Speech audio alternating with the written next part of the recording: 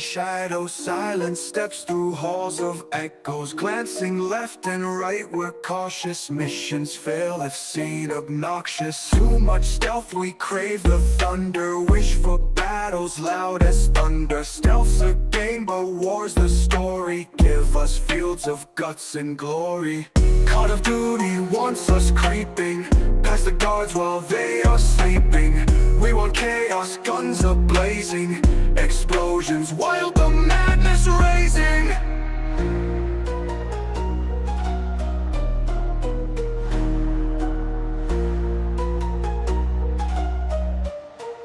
Splinter Cell has all the silence, lurking foes and quiet violence. But we long for war's great clamor, freedom's flag, our endless banner. Dynamic fights are what we're seeking, roaring tanks and soldiers speaking.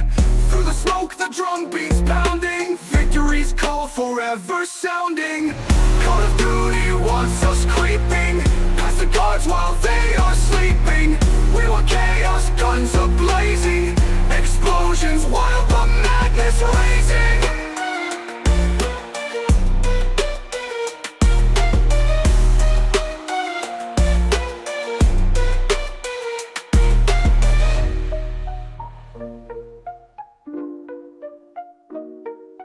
Call of Duty wants us creeping past the guards while they are sleeping.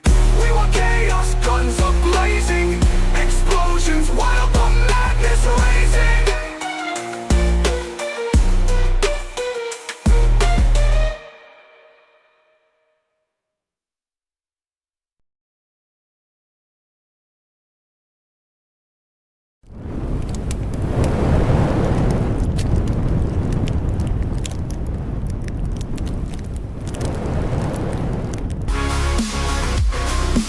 Nobody want the Xbox Series S, developers in a mess.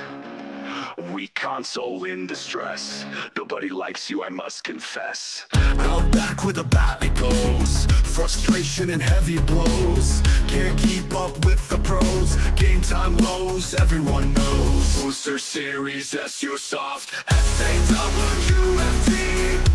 one in power but you fell off badly.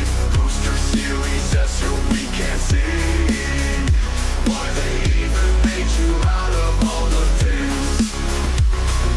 Micro SAWFT machine, can't deliver on the scene. Graphics limping, not pristine, your specs are just so lean and mean. We needed much, you brought the knife.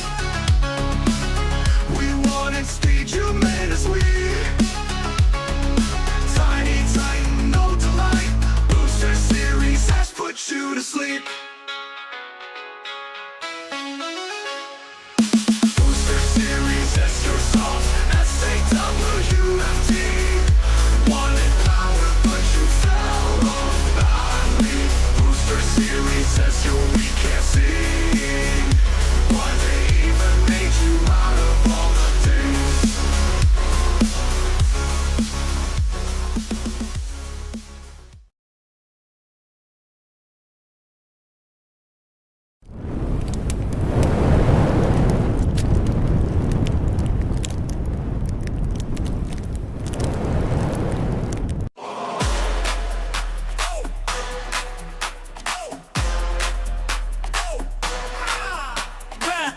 From Japan I took a stand, dropped the deuce, made it grand. Halo's changing, time to switch the command.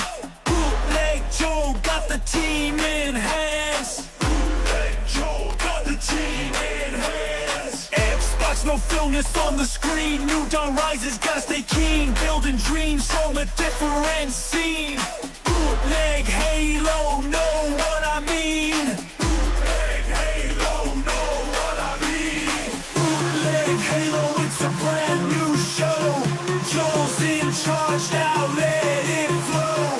343, no longer in the glow. Bootleg Halo, let's go, let's go.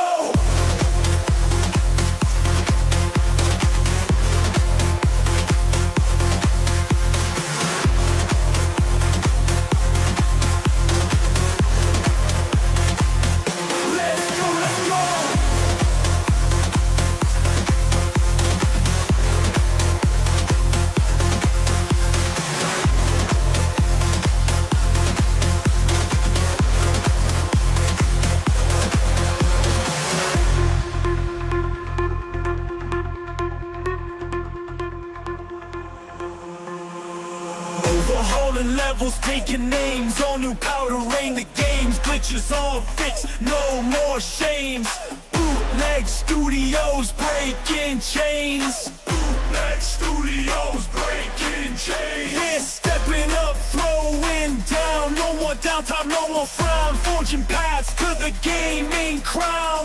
Bootleg Joe, wearing the gown. Bootleg Joe, wearing the gown. Bootleg Halo, it's a brand new show. Joel's in charge now, let it flow. 343, no longer in the glow. Bootleg Halo, let's go, let's go.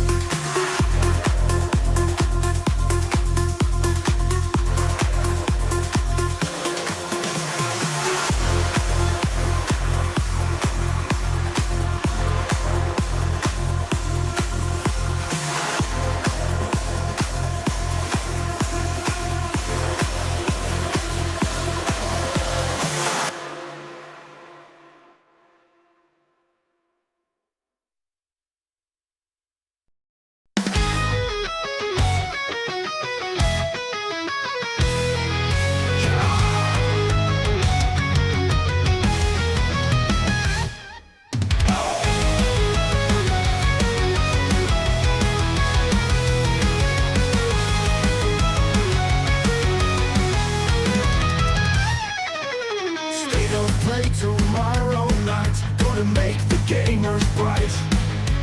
PS5 Pro on their mics, even though they said no this time. Death Stranding 2 on the way.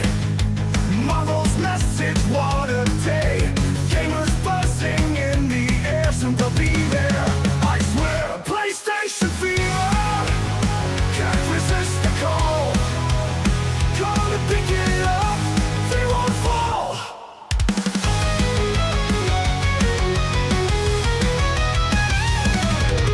Video Game Awards Part 2, more surprises coming through.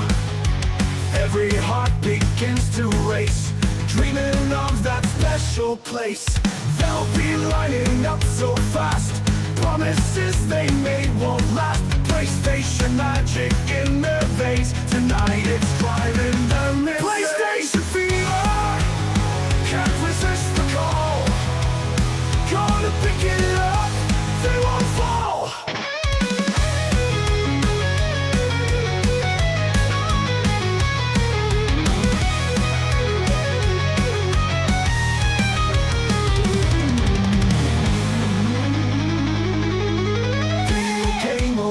Part 2, more surprises coming through.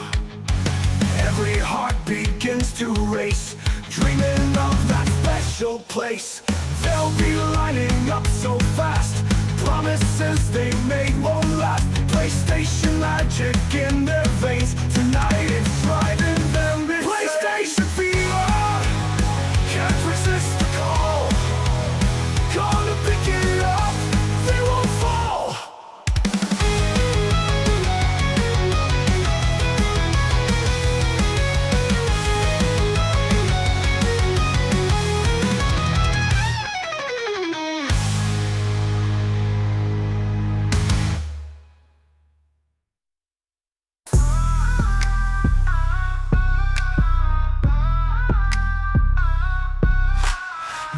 Grindhouse rock the night, ultimate grinder shining bright, jamming tunes till morning light, leave the fake games out of sight. VIPs with emoji slide, party into the sunrise sky, quality games we can't deny, no trash fingers, let's keep it high. Celebrate, we rise together, gaming Grindhouse now and ever.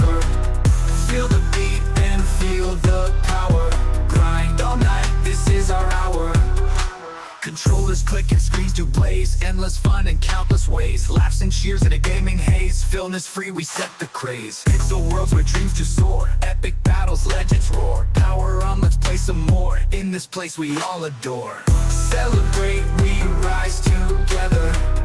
Gaming Grindhouse now and ever. Feel the beat and feel the power. Grind all night, this is our hour.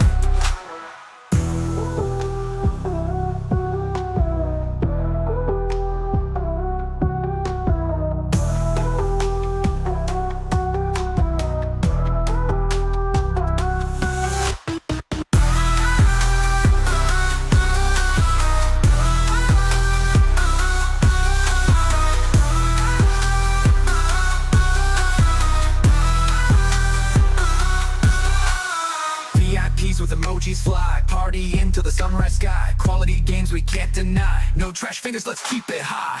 Celebrate, we rise together. Gaming Grindhouse now and ever. Feel the beat and feel the power. Grind all night, this is our hour.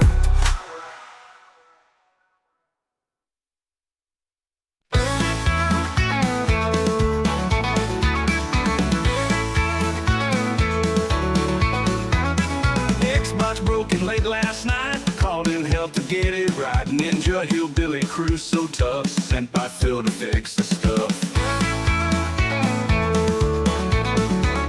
Over the hills they came so fast, kicking up dust, leaving the past. One tooth in hand, a smile gap so wide, ready to fix with broken pride. Ninja hillbillies on the run, console troubles ain't no fun. Phil Spencer sent 'em here, get your Xbox working clear. Under the moon, no time to waste. Hillbilly ninjas fix in haste. Wires cross, controllers dead. They'll sort it out, they ain't misled. Mountains high and valleys deep, hillbilly ninjas fix in haste. Wires cross, controllers dead, they'll sort it out, they ain't misled. Mountains high and valleys deep, hillbilly ninjas never sleep. Phil's orders clear as day, fix the console, make it stay. Ninja hillbillies on the run, console troubles ain't no fun. Phil Spencer sent 'em here, get your Xbox working clear. Let's do this, GrindsGiving!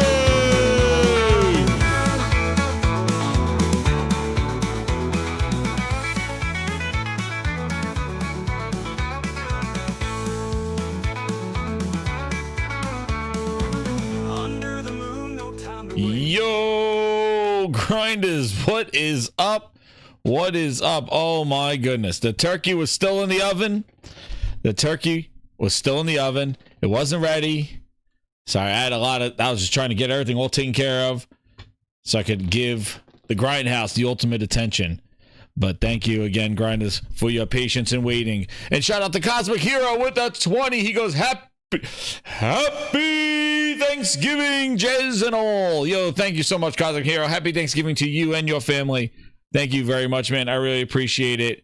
And yeah, it is a night of thankfulness and celebration here. And Twisted Sin with the $5. He goes, happy Thanksgiving, Microsoft. Enjoy the FTC. Dude, the FTC gave Microsoft a nice big ass turkey. An investigation. Oh my goodness. Dirty. Somebody playing dirt on Thanksgiving. Oh my goodness. And Shu's leaving. Yo, we got this so much. It is a cornucopia of topics. That's why it is GrindsGiving. We are just going to go through a cornucopia of topics.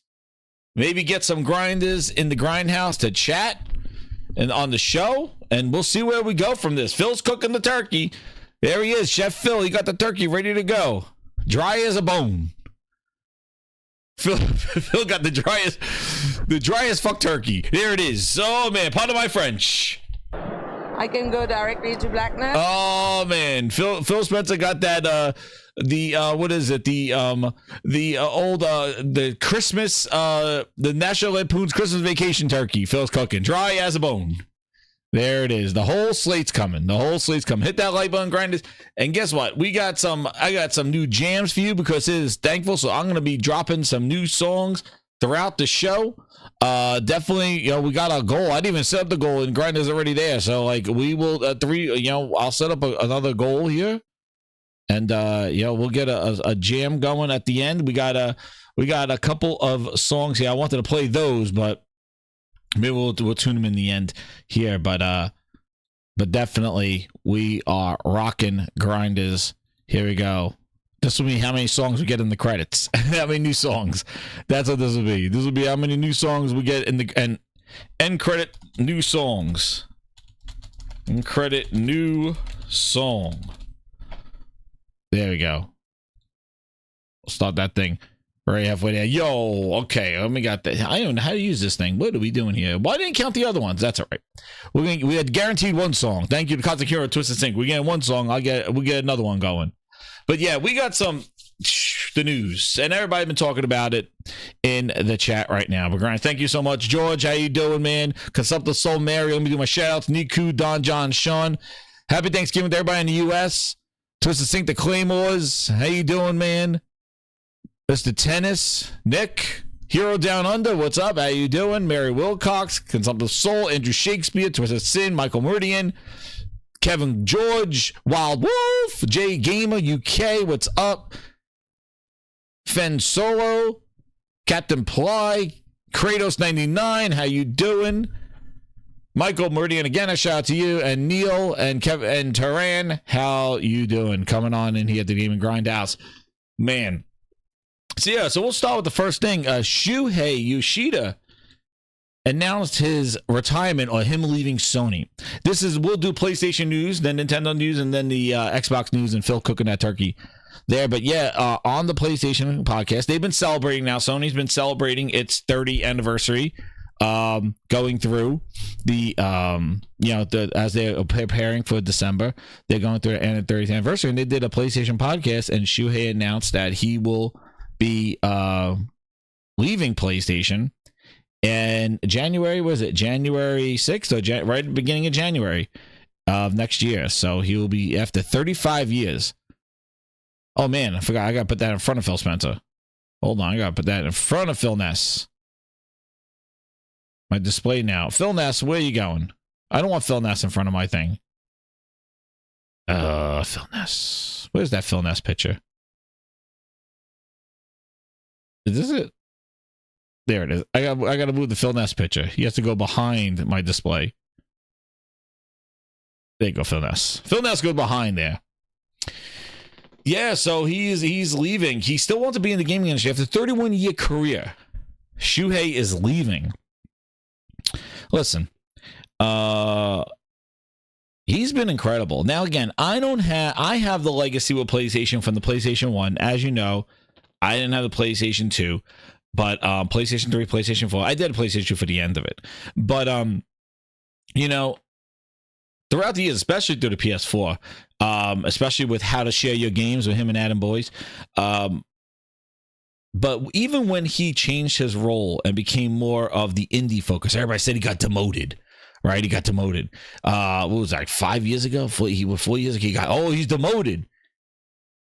My thing is that I feel like Shuhei was the center of a lot of great games that came to the platform, especially in his later years of working in the indie part. He had that eye and knowledge to bring great games, curating great games. I remember he was involved in Kana.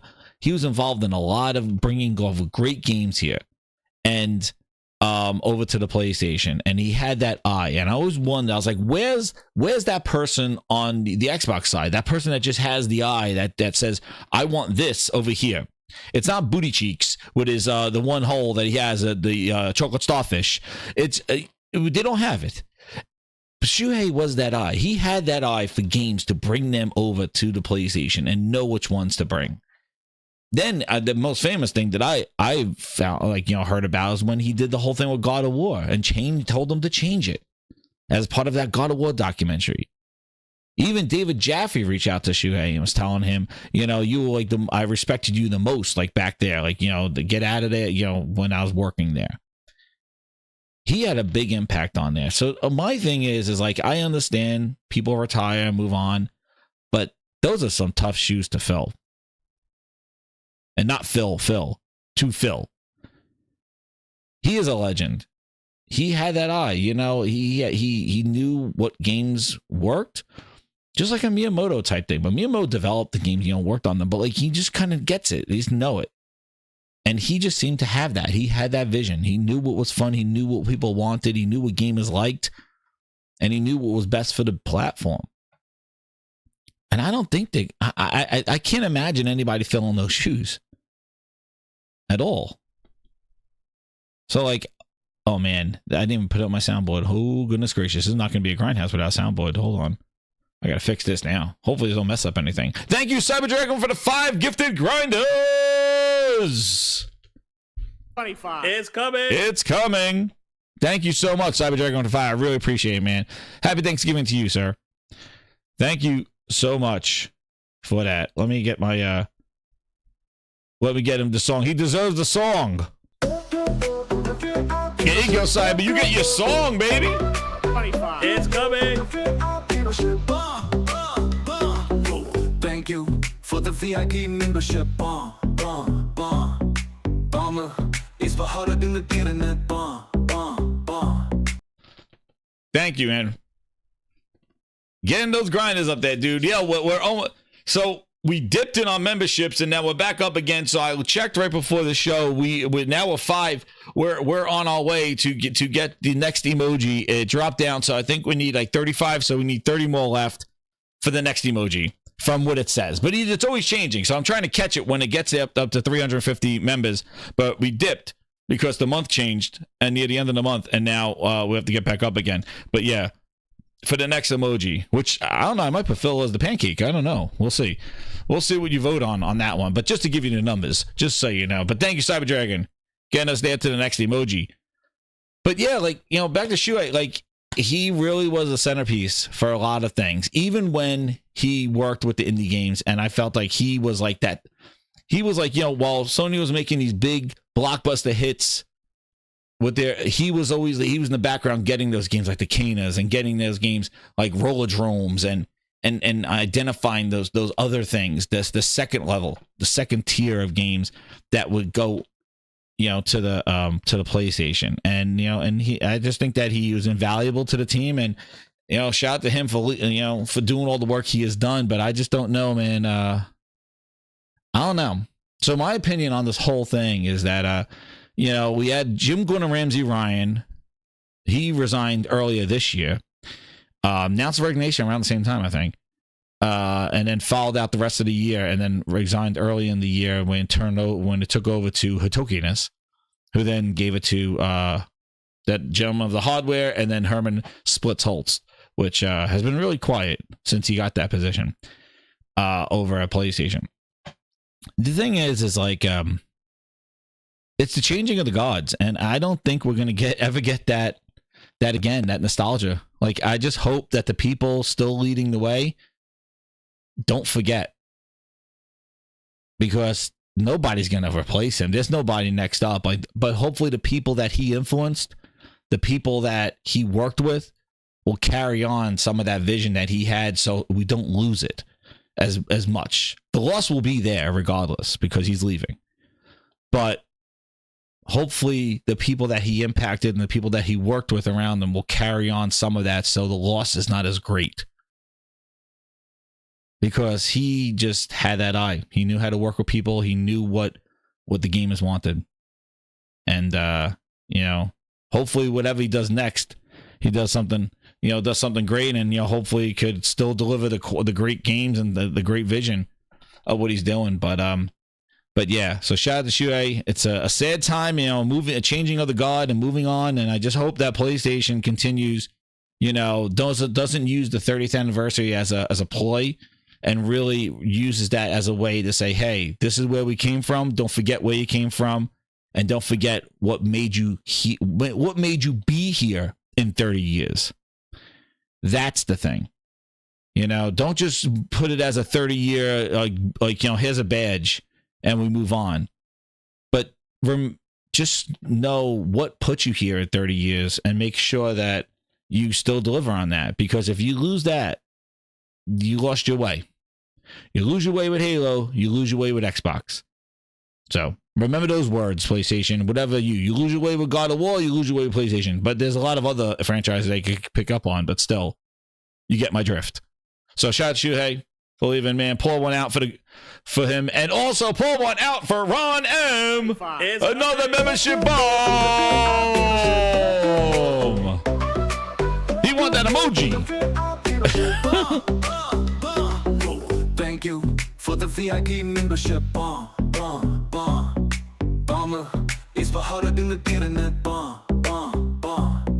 Thank you for the VIP membership.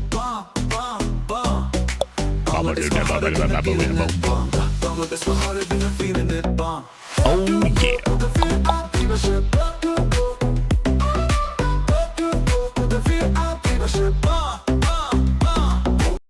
And the other thing, thank you again, Ron. So yeah, speaking about the 30th anniversary, a lot of speculation going on as to what will occur, what will happen. People are thinking, it's December 6th, I believe, is the anniversary. And then like a few days after that is the Game Awards on the 12th, I believe. If you lose your way with Knack, the Claymore says. Get this work. Got Jim, Gordon Ramsay, Ryan eating pudding night. That's right. Well, where's Jim Gordon Ramsay, man? He's singing in the bingo hall right now. He's like B5. 023. Where's the lamb sauce? Come on, man. I just need it. This is the lamb. Where's the lamb sauce? There's Jim Gordon Ramsay in the bingo hall. Claymore says December 3rd is the anniversary, not the 6th. Well, thank you for correcting me, Claymores. It's December 3rd. And speaking of December 3rd, Tidux put this little thing here. Now, before I go into what this little, I don't know if this is anything. This may be a reach. But will they have some showcase or anything like that? Like, I don't think so. I think there will be some sort of like similar to what they're doing rolling in. We just saw they just announced an Insomniac package coming to the PlayStation subscriptions. So they put all the Insomniac games in there, like even the Sly Coopers and back in there. So they're going to be part of the PlayStation Plus, the game collection. So they did an Insomniac collection, which so those are kind of the things to kind of celebrate some of their studios that have been around for that long. I don't think it's going to be some sort of showcase. I don't think. I think they'll probably do maybe a sizzle reel or something like that of like their legacy, like maybe a video. But could be wrong. Could be wrong. But, they've been having cooking. They've been cooking, Twist. Claymore says there'll be a showcase. Maybe an announcement, maybe some game announcement, but you got to remember the Keeley Smuggling Grapes is there. He's going to want some announcements, so I don't know. I would love it. I would think it's great. They're due. I think definitely. I think a blog post, Daniel. Yes, Daniel said like a blog post. Yeah, I think like a blog post. I don't think like a showcase on there. Oh, nice. Ron M says the Grindhouse looks awesome on this bigger TV. There you go. The flames are burning. It does look good on the big TV. I watch it on my big TV. I'm like, yeah, the show looks good. Oh, JC says there'll be a show. There will be a show. You know what? Since this is GrindsGiving and I'm giving, let's give a poll out. So we'll talk about Sony news. 30th anniversary show. Let's see. Will there be a 30th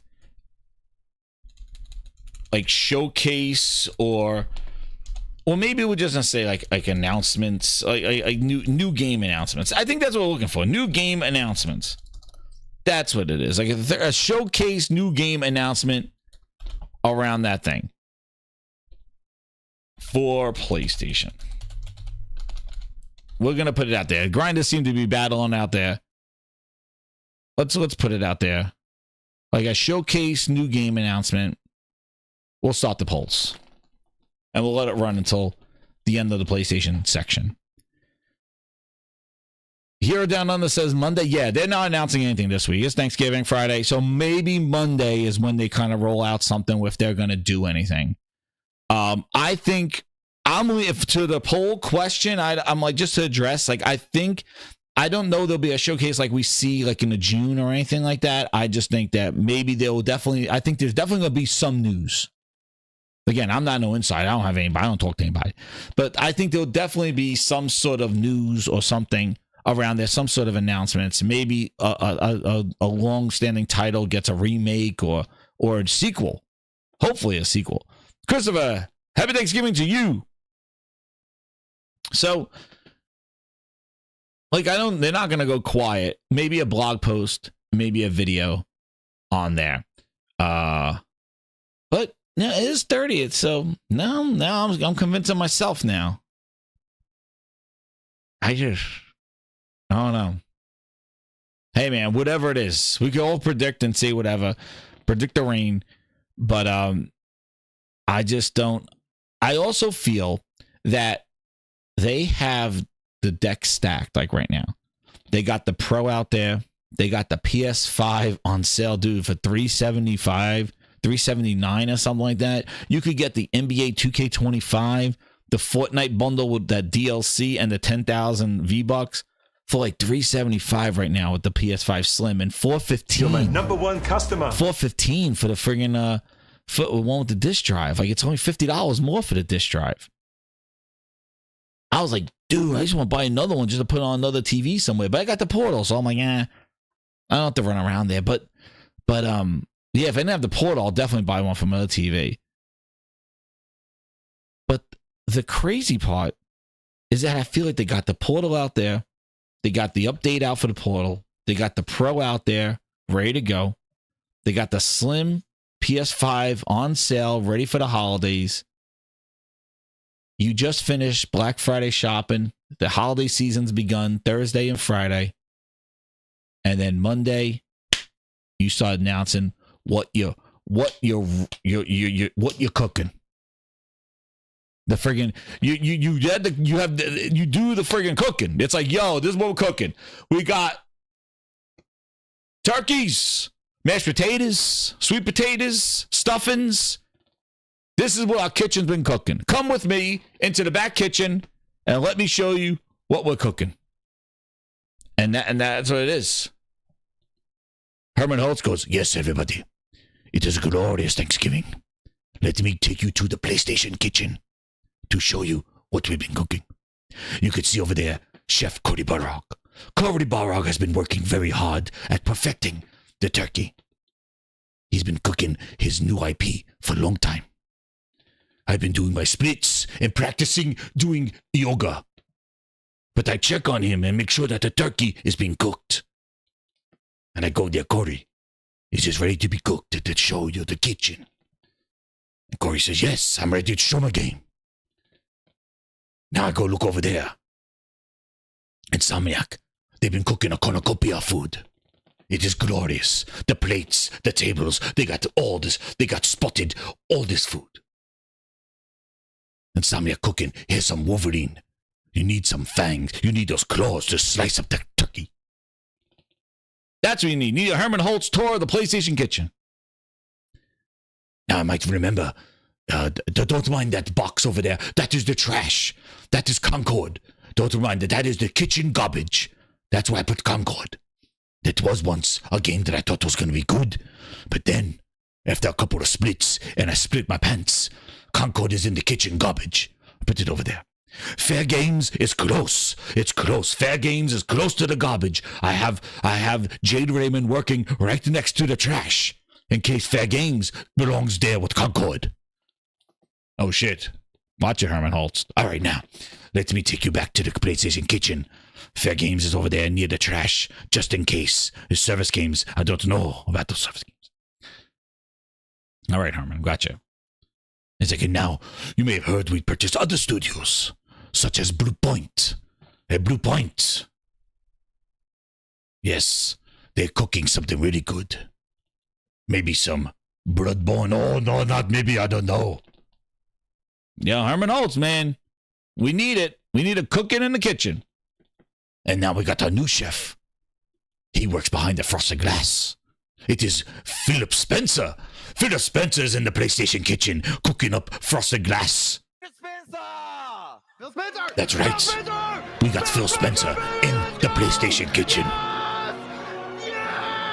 Work your ass off, Phil. That's right, Phil.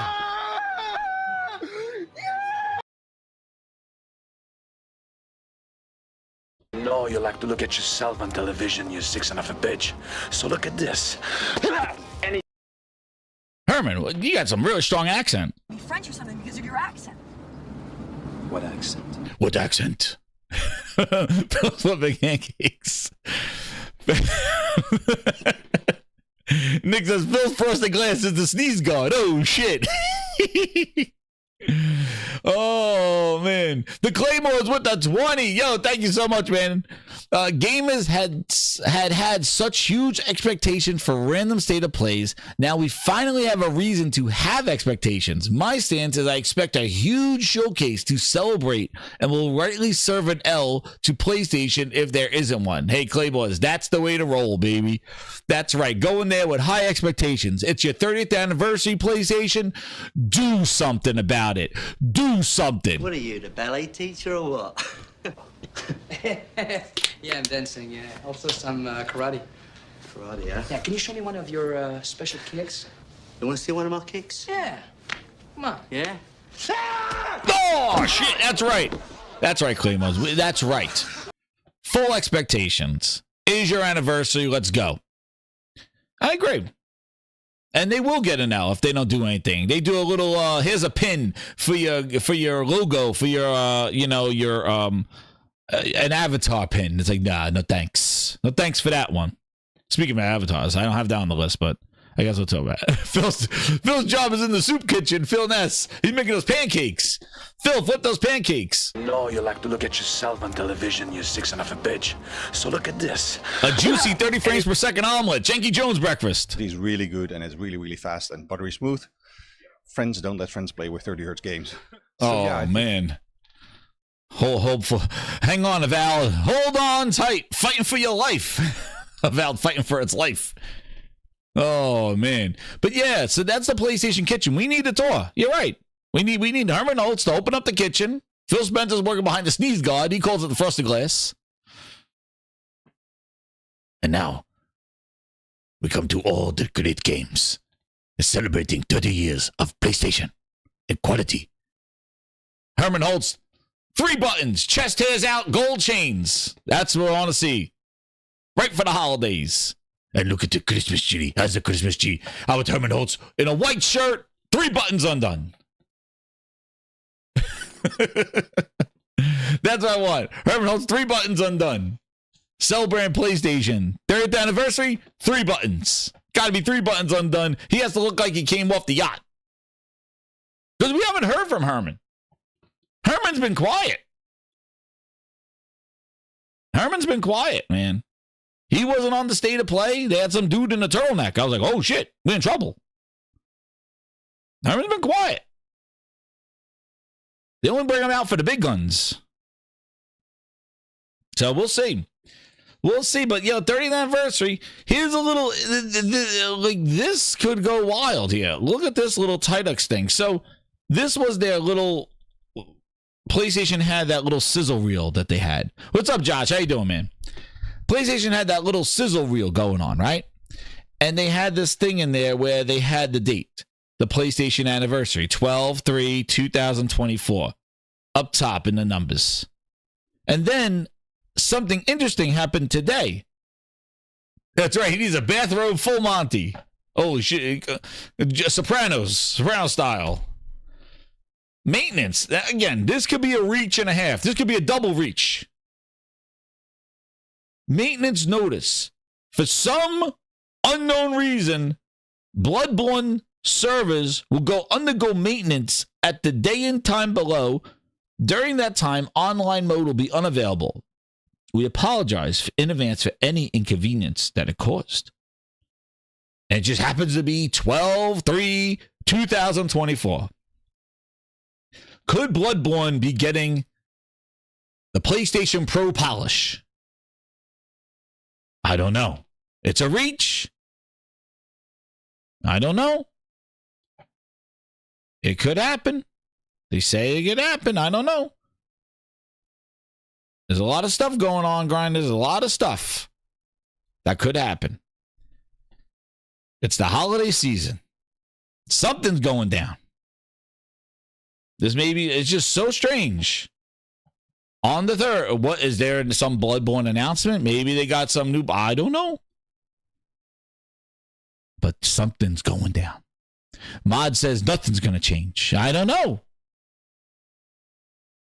25. It's coming. He thinks something's happening.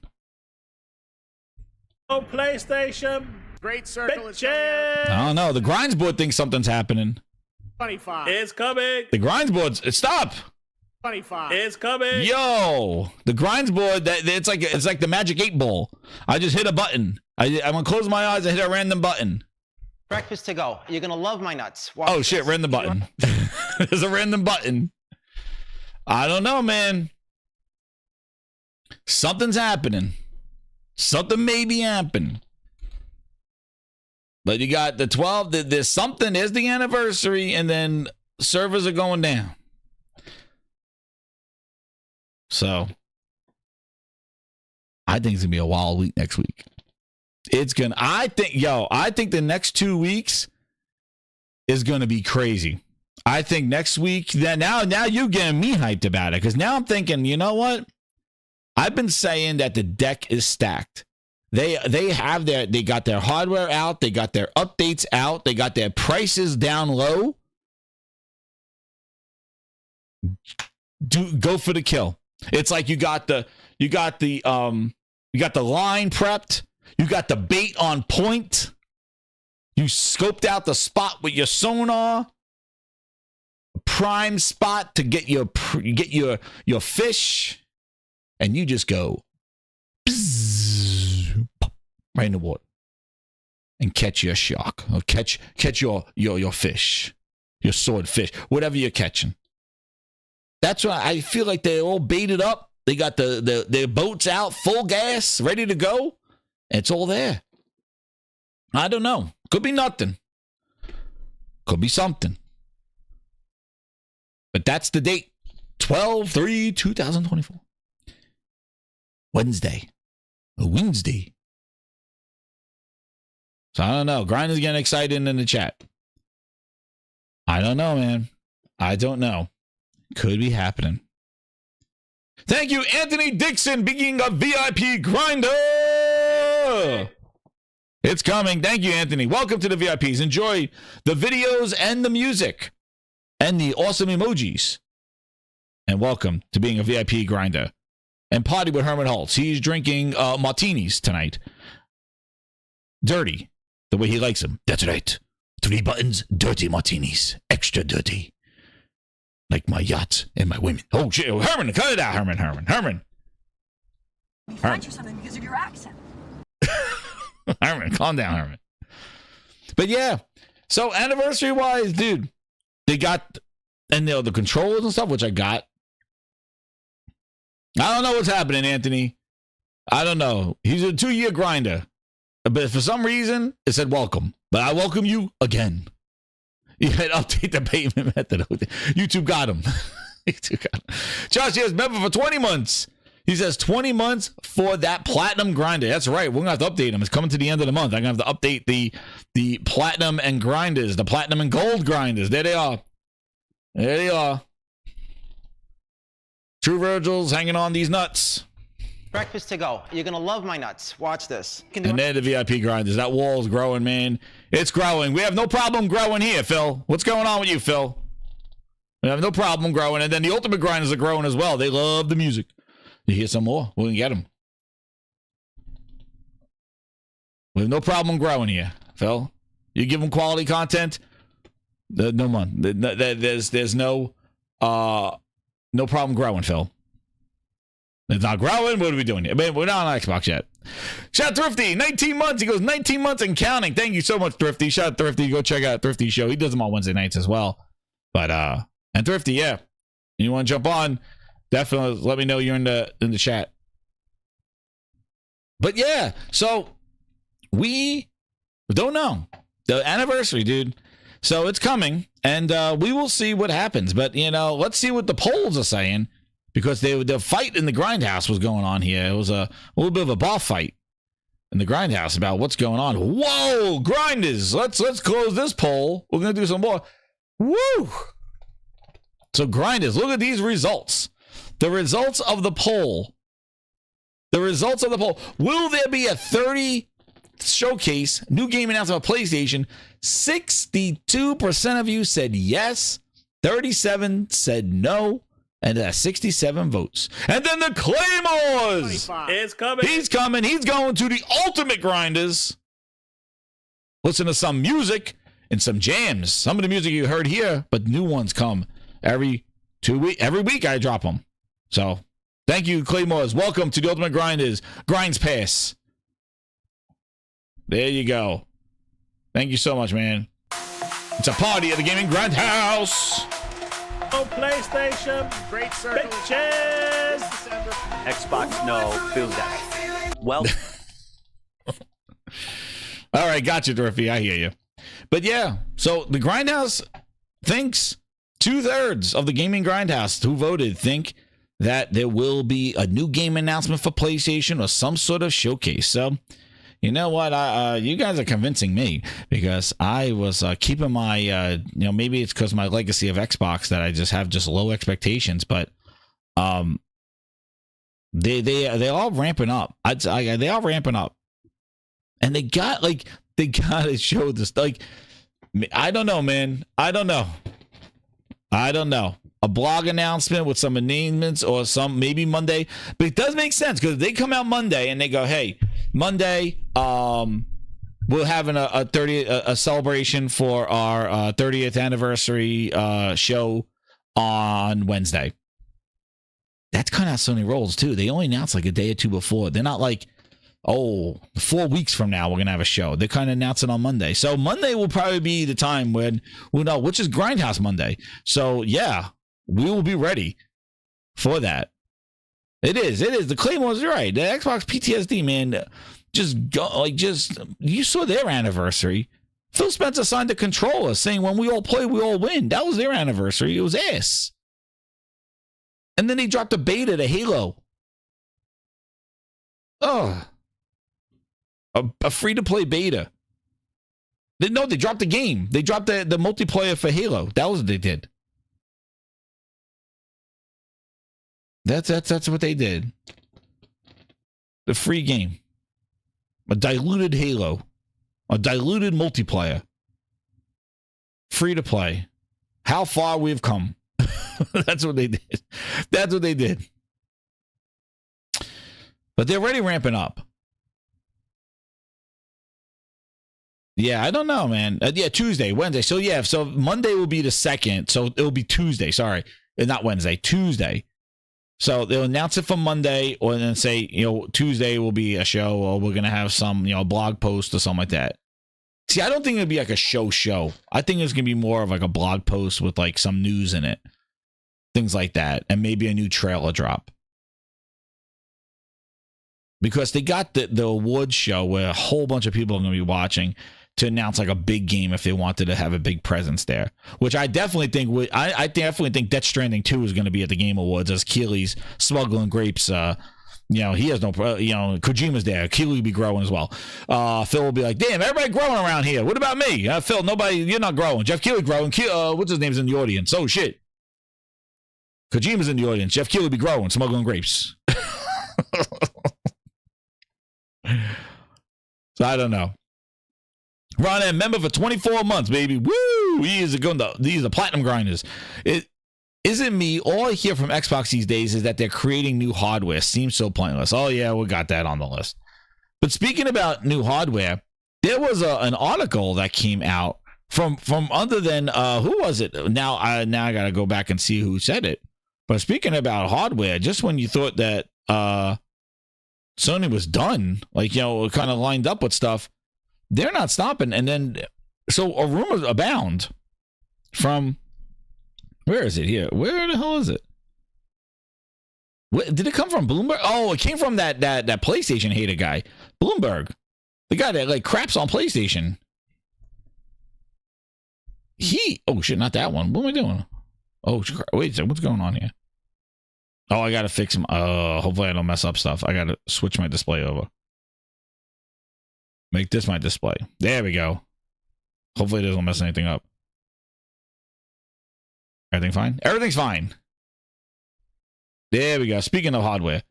So, from Bloomberg reporting, speaking of hardware, Sony is in the early stages of developing a portable console that would play PlayStation 5 games on the move. Likely years from launch, Sony could decide against bringing it to market. Ideas built on the PS5 Portal, which initially had intended to function as a standalone device like a Steam Deck, according to sources. If you recall, do you remember what this was called? This was called the Q Lite. I called it the Q-Tip. It was called Project Q Lite from Mr. Henderson, Tom Henderson. So what about the Q Plus or the Q Max? I don't know. This was the Q Lite. This was the light version. Where's the Q Max? I call the Q-Tip. But yeah. And if you recall also, I think, this is what I think. I think we're going to have the next generation, or as we approach the generation, the next consoles, if PlayStation is doing the 6, which I think they're going to do, or since this one's the Pro, I don't know what you're going to do. PlayStation 5 Pro Plus, I don't know. I think there will be a PlayStation 6, but I do think it's going to be a two-prong approach. I think with that, they're going to do a portable device, like a Portal 2. Next couple of years, 3 years from now, a Portal 2. And that will basically have the native play. Because they got to get those GPUs. They got to get this thing cooking. Because if you think about it, since they're putting their game, and this is the thing that I think Sony would be better at, is that Sony would build a handheld that would be dedicated to PlayStation gaming. That's why the Portal works so well, because it is just focused on PlayStation gaming. I showed you, I have the 1X player, Legion Go, Steam Deck, Asus ROG Ally. I had everything except the trash MSI Claw and the which used an Intel chip, which was ass. But I'm really liking the 1X player and the functionality. But again, the problem with the portable devices and the way that I find Microsoft going with this portable, which when we get to Microsoft, we'll talk about this one, is that Windows is the issue. It kills the batteries. It just does crazy processes. And they cannot get out of their own way with Windows. That you need a touchscreen, you need a cursor bar. You boot up a game and there's a pop-up that says, hey, do you want to, Windows Firewall wants you to they want network access. Well, there goes your controller. You got to use your finger or you got to use the mouse to select that. That's just Windows. That's Windows gaming on a handheld. PlayStation Portal. They just updated to work from the cloud. And the thing is that it's their device. Storage is another issue. That's right, Claymores. That's another issue. You got to get the 512 gigabyte, and then you got to go with the 1 terabyte. You got to upgrade, and that's added cost and everything like that. But why the Portal worked is that because it didn't require anything additional. You just bought it. If you had a PlayStation 5, it was ultimate accessory. You got to use the mouse. That's right, Nick. Or a touchscreen. I show it on my shit when I show you the 1X player. I showed you. Even the Legion Go. And the ROG too. I had the original one with the faulty SD card. And you deal with all Windows updates. You got to deal with driver updates. Other issues that you got to deal with is like Windows updates, but then the GPU, the APU of the AMD updates, but you got to download AMD's software, but then sometimes the version of the hardware manufacturer, like Legion Go, they will have an old version of the AMD graphics driver that you would have to then you have to install AMD's version and go through AMD to get the drivers. This is all Windows shit. This is all Windows stuff. This is not a portable gaming experience. This is a PC laptop experience in a small hand. That's what it is. This is not. So if Sony could develop a PlayStation that just plays PlayStation 5 games, and this is the problem that Microsoft's going to have when they go to their portable thing, they better have that Xbox interface. You got to turn off the firewall. You got to go in there security, and then you get warnings that your firewall is off. So hey, that's exactly what happens. You get warnings that your firewall is off if you turn it off. Exactly. It's Windows laptop merge with control. It's a laptop experience. Battery life, same thing. Just in a portable experience on a small screen. And it works. Like, it works when it works. But there's if you don't know Windows, you're in trouble. If you just want to boot up a game and play it, you can. It works. Like, it's not that it's a mess. It's just that, like I've always said, software, if you have a hardware like this, you have somebody building the hardware, building the software, and building the games, that is an ideal experience. That should work seamlessly. You manufacture the hardware, you make the games and the operating system. Your experience should be the best. That's what Apple does. Their ecosystem, their iMac, their iPhone. Now, I'm not an Apple fanboy. I hate freaking Apple, drives me crazy. But their iMac, their iPhone, their iPad, MacBook, it communicates to each other. The interfaces overlay, there's similarities. The software works. It's optimized. The features, you buy their accessories, it works. It just syncs to all their devices. Now, if you want to tinker around with it, you're in trouble because Apple's like, they're paying the ass. But if you just want something that just goes, boom, let's go. There you go. That's the problem that Microsoft has, is that they're in the hardware business and they're in the software business, but the hardware business is not important to them.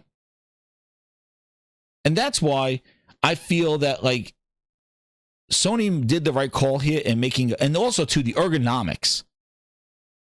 They already got the ergonomics down. They see that people are willing to, and also the sales of this thing have already kind of, and what's smart is that they saturated the market at a $200. They didn't come out with a $700 portable handheld playing PlayStation games. They came out with a $200 thing to saturate the market, get people used to playing on the go in this form factor. And it's the most ideal form factor because it's just a control with a screen in the middle. It is not a screen where control is stuck to the sides on a laptop experience.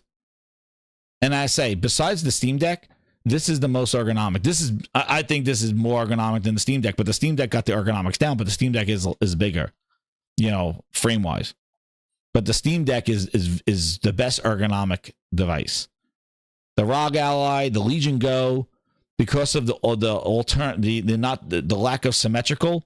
See, that's the problem. When you don't have the symmetrical analog sticks, your hand has to shift. And if you're in a portable device holding a portable device, one hand is down lower than the other one because your thumb has to go down. So you're gripping low and you got to kind of reach up.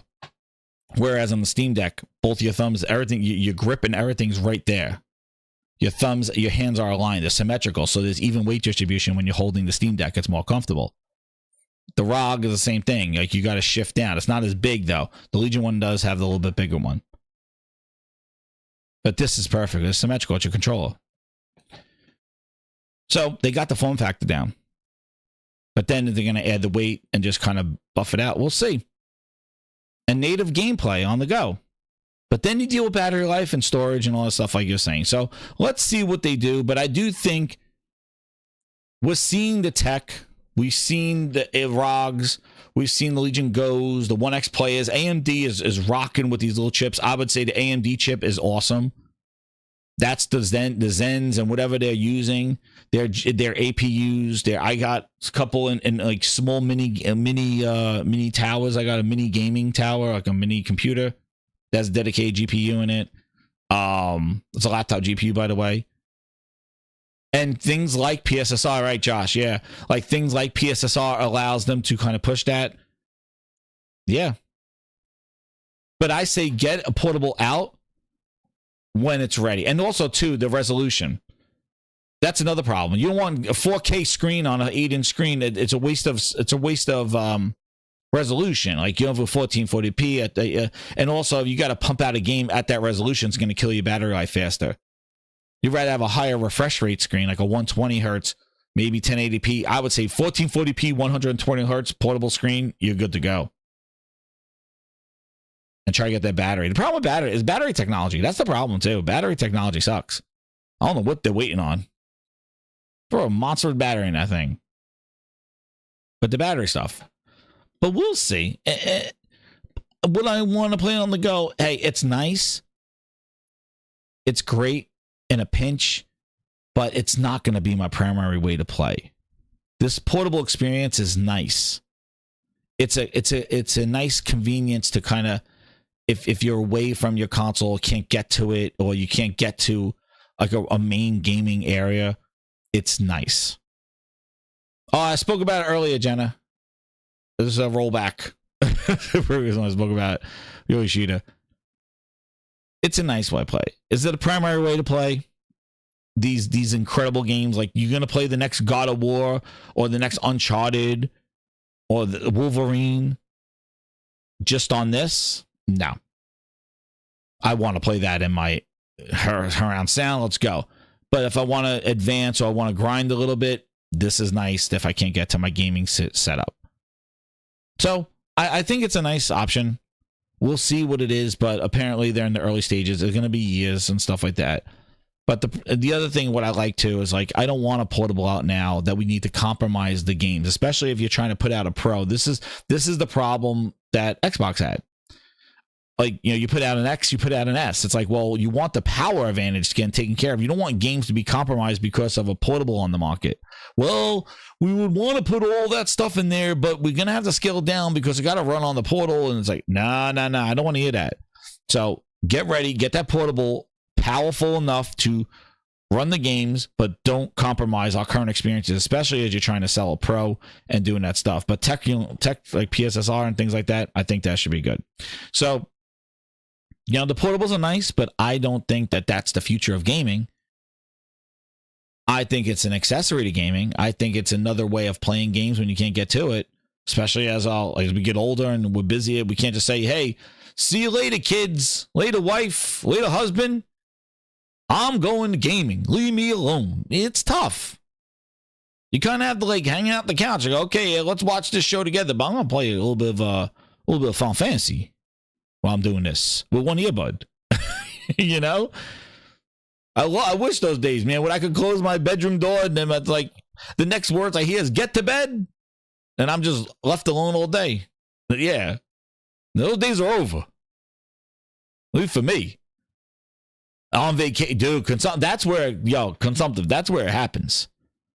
Yo, the kids go to sleep, wife watching TV or whatever like that. You just hang out on the patio and your vacation and you're just like, boom, and you're just not playing some stuff like games. That's where you go. If you have good internet or native games, like I play on like a Legion or the thing, that's when I'll game on that stuff. That's where it's ideal. I should have been busy as a kid. That's right, James. I should. Now I got responsibilities. That's the difference, James. It's not busy. It's responsibilities.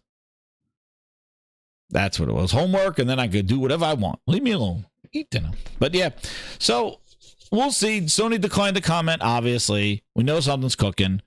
But hey, it makes sense, right? The portal, they added the cloud streaming to it, which works great, by the way. You know, around the house. I haven't used it outside, other places yet. Yeah. And it works good with the saves, like too. Like I've saved the games on the thing and then saved on the went to the cloud to try it and then went to my PlayStation, and like the cloud syncs up pretty much with your saves on there. Amazon Luna, Ron Slusher says. Oh damn. Yeah, I think it's good ways to tap into games, but I just can't see somebody going, yo, I am playing Luna. That's my gaming machine. I don't know. If I'm sure there's people that do that, but I just don't think that that's like a huge audience. I don't think that's something that's going to take us into the next gaming eons. Like, I just don't think so. That's Microsoft's vision. They think that that's where the missing game, the lost gamers are. Watching Fire Sticks. Nah, just not interested. Yeah, cloud save, thank God. But yeah, so like that's the portable thing going on. And then going back to, again, Kadakowa. It seems like this deal is almost going through. Listen, I told you, I'm done with acquisitions. That's why I haven't even been talking about it. I really don't care. I do not care. I said acquisitions of studios or publishers. I don't give a shit. I don't care. I don't care. Who owns what? Who cares? If it results in more games and better games, then okay, fine. Then I'll care when the games come out. But as for who owns it and who's going to do with it, because, the first thing that happened, Grind, this is the thing that bothers me. The first thing that happened, Sony comes out, I'm like, oh, yeah, we bought Kadakowa. Oh, we bought them. Then all the questions, is Bloodborne coming out? Is the next games from Software exclusive? Oh, I don't give a shit. I didn't care about, this whole thing, it was the same stuff we did with the Activision stuff. Same thing, the same questions, same stuff.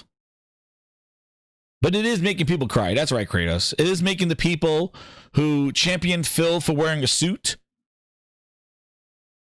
talk about acquisitions, and it's not fair because they might not get From Software games on Xbox. Oh, really? Well, now the shoe's on the other foot. And what's hilarious is that you guys that love this whole ABK deal, it wound up being the disaster. It wound up being a big IOU for money. Too much money. Too fast. Without decisions being made. But we'll see. This is pretty big because they do get like the anime and all that other stuff. But we'll see where it goes. I'm more looking at the results rather than the acquisition. But I can tell you something. PlayStation does not eat Xbox. However, Xbox needs PlayStation. Phil Spencer's not growing. That sounds like a him problem. Phil Spencer's not growing. And he needs that blue PlayStation pill. Oh, man. 25. It's coming. That's what it is. But PlayStation don't need, they need what Phil Spencer's 25 million consoles, 30 million consoles. Oh, please. They don't buy it over there anyway. It's not a big loss. People are skipping them anyway without any purchases. Skip. Go for son. Skip. Yeah. But skip. Where you go? Skip. We skip. Simple as that. Skip. And Josh says, yeah, I didn't have it on here, but just the Call of Duty shit.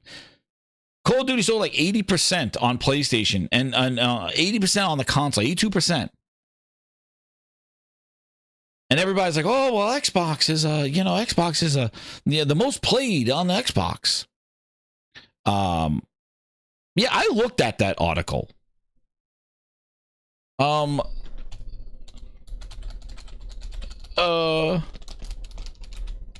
don't know where. Did I miss it somewhere, Grinders? Do you have the link? Because let me just see, because are they all quoting this game? This okay? No, oh, Jesus. Yeah, I don't. I'm like trying to find out where. Let me see here. I was looking for it.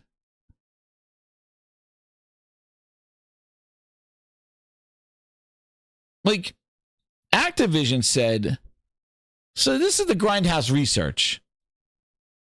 Activision said, in the first 30 days of launch, you made Black Ops the biggest Call of Duty ever. Thank you Call of Duty community. All right, there's a quote. Okay. Then I go looking around and I'm like who said that? Was it Matt Piscatella said it?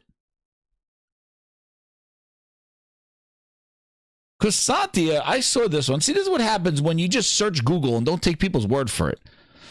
Satya said, he wasn't stuttering, but he said, last week, it was the biggest Call of Duty release ever. A record for day one players, but also for Game Pass subscriber ads on launch day. It has been confirmed that PlayStation and Steam sales were up by 60%. Black Ops 6 had the most total players hours played in a 3-day opening weekend. So I was still looking, where is this quote? It was Matt Piscatella said Xbox. Oh, in his engagement tracker. Wasn't it from the engagement tracker? Okay. It was from that PlayStation, that Xbox had one for Call of Duty. It was the top played game of Call of Duty, right? I think that's where it was. So I said this before. He also said that, but I won't get into that one. But, this Call of Duty thing, since PlayStation's part of it, because PlayStation basically carry Call of Duty, I just want to say Xbox cons is the place. Because I saw the GameSpot article. Because I see Call of Duty becomes the most played game on Xbox after launch, beating Fortnite and Roblox. I've seen this. That's from Cobra looking at the top most played games. But where is that Call of Duty had the most players over on Xbox? On Xbox over PlayStation and Steam, which kind of is crazy, where Steam and PlayStation had 82% of the sales were on those platforms, or at least on PlayStation, and it's but Xbox had the most players. Is that who said that? That's what I was just wondering.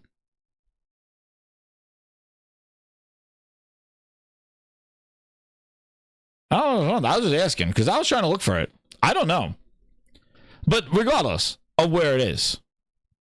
Oh, is this it? Maybe it's this one. Closely black on top. Yeah, I was looking all over for it. If you can find it, let me know. Phil didn't say it. Because I went to that GameSpot article and the title did not say what Phil said. That if that's the one that people are using, and I don't know. I'm just asking because I don't I didn't know where that was said. I was like, oh, did they say it? Because I think the thing was that Xbox, people were trying to downplay the amount of sales on PlayStation, 82%. They were trying to offset that by saying, well, Xbox had the most players. It was the most played game on Xbox. And it's well, are we using the everything's an Xbox? So that means people playing Call of Duty with a Fire Stick, which I don't think is a lot of people anyway. I don't know. Where's that GameSpot? Oh, here it is. This is the article that I was looking at. I saw people quoting this one. I know, Chad. I'm going off of Twitter too. That's why I was just wondering where it was because I just searched it in Google. And I was just looking for where it is. But it's really not that important. I was just wanted to know where, it's not important to the point because this is exactly what they wanted anyway. But yeah, I just thought that was weird because somebody put this up and they said for the first time in a decade, Xbox is Call of Duty's most popular platform. And it says for the first time since 2014, Call of Duty is more popular on Xbox than it is on any other platform. And I'm reading the article. I'm like, oh, this must be where it is right here where Phil said it, right? For the first time in a decade, Call of Duty is more popular on Xbox than it is on any other platform, due in no small part to it launching in Game Pass. And then here's a quote. So I'm like, this is probably where it is, right? It's about being accessible in more places. There's no real platform out there other than what we're doing with Xbox. That isn't really per device.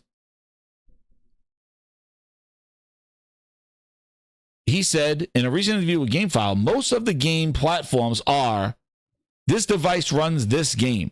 And trying to think about a platform that looks more horizontally and connects creators and players in that way, that's what we're trying to do. And that's the feedback we're getting.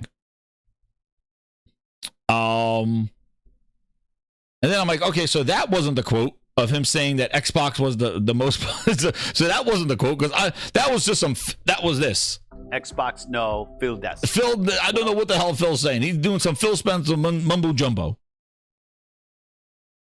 But basically, he's using the everything's an Xbox campaign slogan. And I think he's trying to say Xbox is the most popular platform because Xbox is everywhere, I guess. I don't know. So then I'm like, maybe the quote is down here.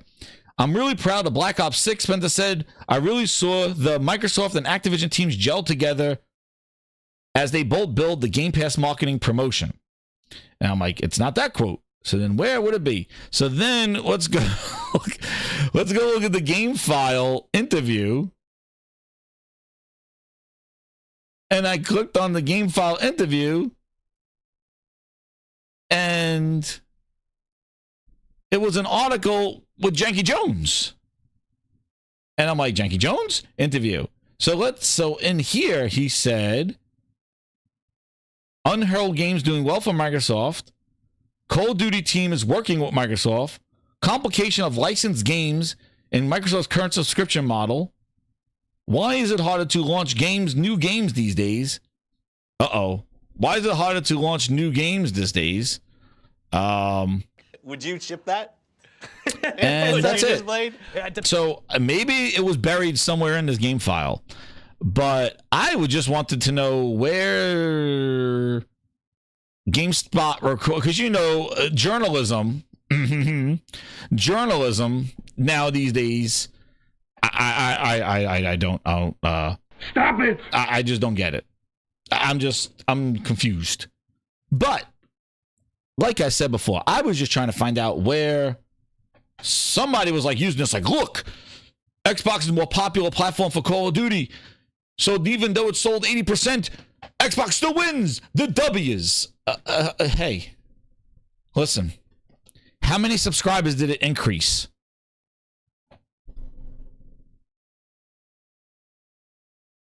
How many?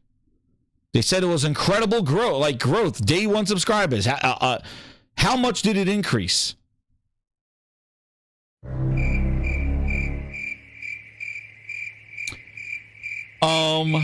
Okay.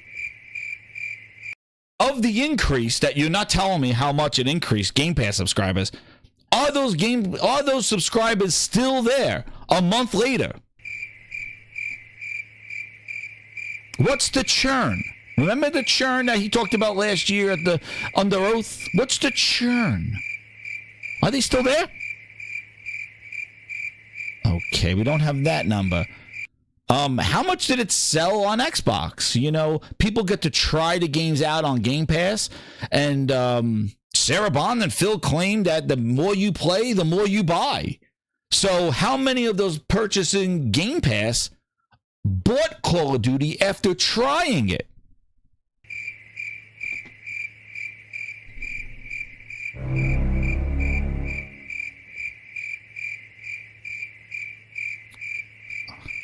Okay, we don't have that number. Let me ask another question. Let me see. How many subscribers are we at total for Game Pass? Now that you're on everything's an Xbox, that should be even people that just subscribe on cloud. What are the new numbers now after this incredible launch? Are we still at 35? Are we at 40?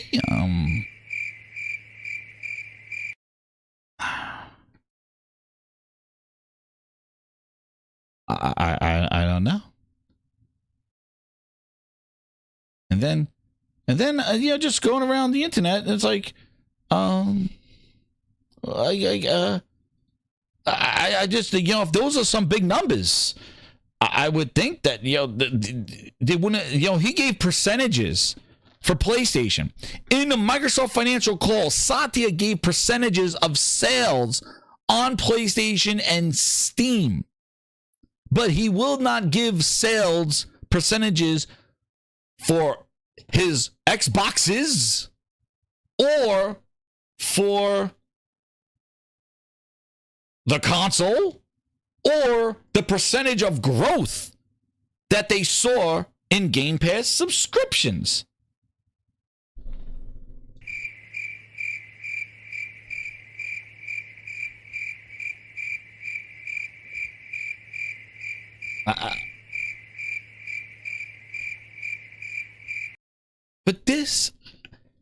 But it's most played on Xbox. Oh, great. Okay, great. I just, I don't know. You would think for a brand that's everywhere, this is an Xbox. Your Call of Duty numbers will be something you will shout from the rooftops of the rooftop party. You'll be calling up your friends. Hey, I got some news for you. I got some news for you. Bal Dante in the house. It's coming. With the 20, he goes, what the fuck was I thinking? Platinum Demon Souls last week and think Prince of Persia, The Lost Crown was going to be a casual palate cleanser. Listening to Jez is calming. Oh, damn. Thank you, Bal Dante. I'm the soothing voice of the gaming grindhouse.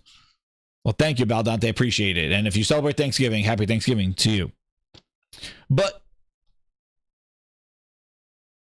if everything's an Xbox, those will be numbers that you'll be calling up your friends. You'll be knocking on those doors. You'll be screaming from the rooftops. This is the biggest game ever. This was $80 billion, 2 years of talking Call of Duty. Because let's talk facts here. That ABK Activision deal wasn't about Blizzard King. It wasn't about Panda Pops and all the other mobile game asses. It wasn't even about Blizzard. It wasn't even about World of Warcraft. It was about one goddamn thing. Call of Duty. That's all they cared about. That's all the judges cared about. That's all Lion Jim Ryan, Crying Jim Ryan cared about. Nobody cared about anything else of ABK. Blizzard, World of Warcraft, who? What are you, an owl? Who? No, World of Warcraft. Nobody gave a flying shit about anything but ABK. It was Call of Duty, Call of Duty, Call of Duty, Call of Duty, Call of Duty. It was Call of Duty, every word out of the judge's mouth. The jury, the executioner, everybody said Call of Duty. There was where are we playing Call of Duty? That was 2 years. The first words, Phil wants to buy Activision, it was like, where's Call of Duty? Nobody gave a shit about anything else. This was what it's all about. It was about October 28th, the day of days, the day that Call of Duty hit the pass. And this is it. This is it. There is nothing bigger unless GTA 6 is going in Game Pass. This is it.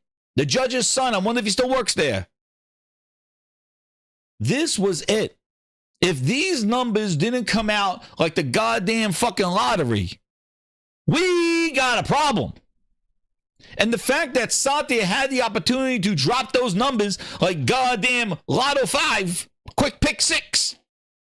And Satya just said, PlayStation, 80%. What about Xbox? Who? This is an Xbox. This is an this or that. You're this or that. You're this or that. You're this or that. You're this or that. You're this or that. You're this or that. You're this or that. What's an Xbox? I don't know. What's that? You're an Xbox. I'm an Xbox. That's an Xbox. That's you refrigerator. You're an Xbox. No, you're an Xbox. Humana. We got the ultimate Fallout okie dokie. And not in okie dokie, I'm going to do it. Okie dokie to reach around. That's what we got. They're like, Xbox who? You mean the refrigerator? You mean the thing in your pants? The phone, I mean. That's what I'm talking about, the phone. Xbox Like this, we got the ultimate okie dokie. Phil's like, oh, Call of Duty was on everything. I'll take a shit watching Call of Duty. It was on my toilet bowl, my refrigerator. Everything's the most played Xbox. Well, shut up. We got the okie dokie. Call of Duty, you spent $80 billion just to bring it to your to buy this company, to then when the day of days comes, you call everything but the kitchen sink an Xbox. And then you even have your social marketing people writing, this is an Xbox on a PlayStation. The wrong joke at the wrong time. I know it may be fun, but it is dumb. You don't want to be doing that. Stein, you had too many pancakes at the IHOP. Too many pancakes at the IHOP, Jeff Stein. Too many pancakes. Too much of Janky Jones in the house. Too much of Janky Jones. Lulu! I don't know where Lulu is. He didn't read the room, right, Josh? Not the right time to do this. Because this is what everybody was thinking, and you just put it in a picture. Not the best time to do this. And Grinders, let me tell you something. The this or that and this Xbox, this is not, I'm telling you right now, this is the campaign forever. Like, this is it. This is an Xbox. This is not like a seasonal campaign. This is it. They are going to define, they are clear, like, they will, and the problem is they always play. Remember Phil, like during his interview, like the Xbox console is at the highest it's ever been before. Like, you know, he like drops some stupid bullshit lines, which nobody can prove or nobody tests them. Because he's getting asked a question by the Xbox influencer who got the questions that they told him to ask. But this just wasn't the right time to do this.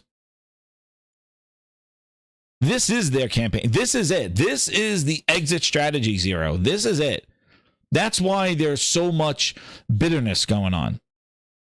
And that's why they're holding on to the portable like the great hope. But this is an Xbox. Everything's an Xbox. That is their mantra.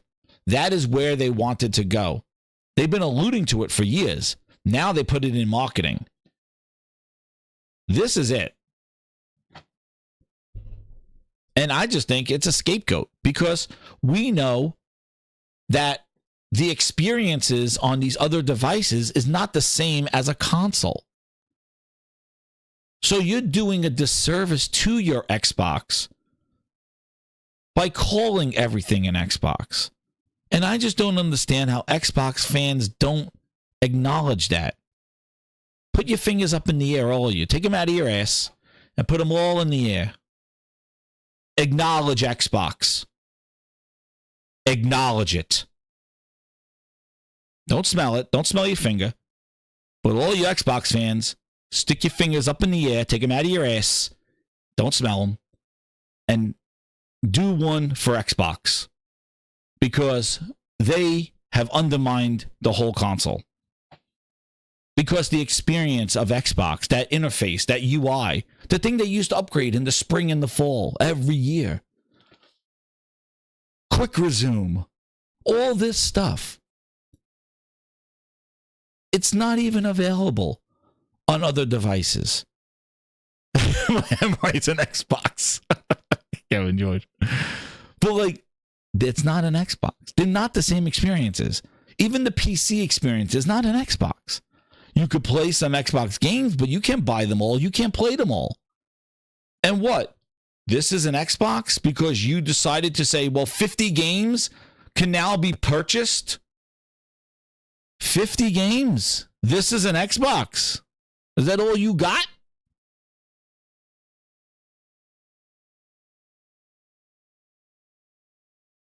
It's not the same experience.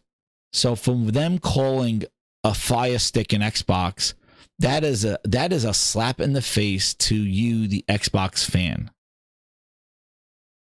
It is. because that is undermining what Xbox is. They think that that Fire Stick is the Xbox experience.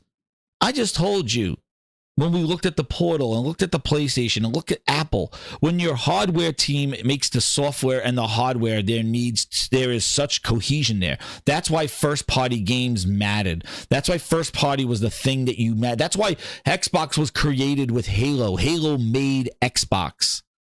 Exclusives made Xbox. Without an exclusive, it would have just been another gaming device. PlayStation, Nintendo would have ran around, but what made PlayStation was the games that it had. And what Nintendo, it's the games that it had. And what makes PlayStation and Nintendo what they are today are the games and franchises that they made. And they have. And you have them too.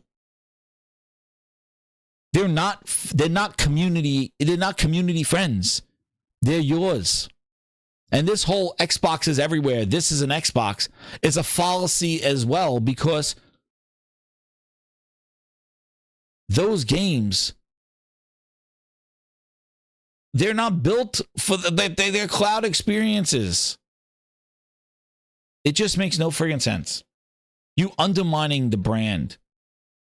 You're not expanding it. You're diluting it. And you're saying this is an Xbox on a Fire Stick, but then read the fine print. Pay us $20 a month, and it's an Xbox. It's still behind a paywall. It's still behind a service. So the Fire Stick is not an Xbox. You could play Xbox games on there. And I think the problem they needed to do, instead of saying this is an Xbox, which you typo, whatever. And again, this was just whatever it is. I'm just using it for a photo to talk about this. Instead of saying this is an Xbox, those devices should be used as an extension of your Xbox experience. An extension. Just like how the Portal was marketed. These devices extend your play sessions. But that would mean that Phil and friends will be talking to their diehard, their Xbox core audience.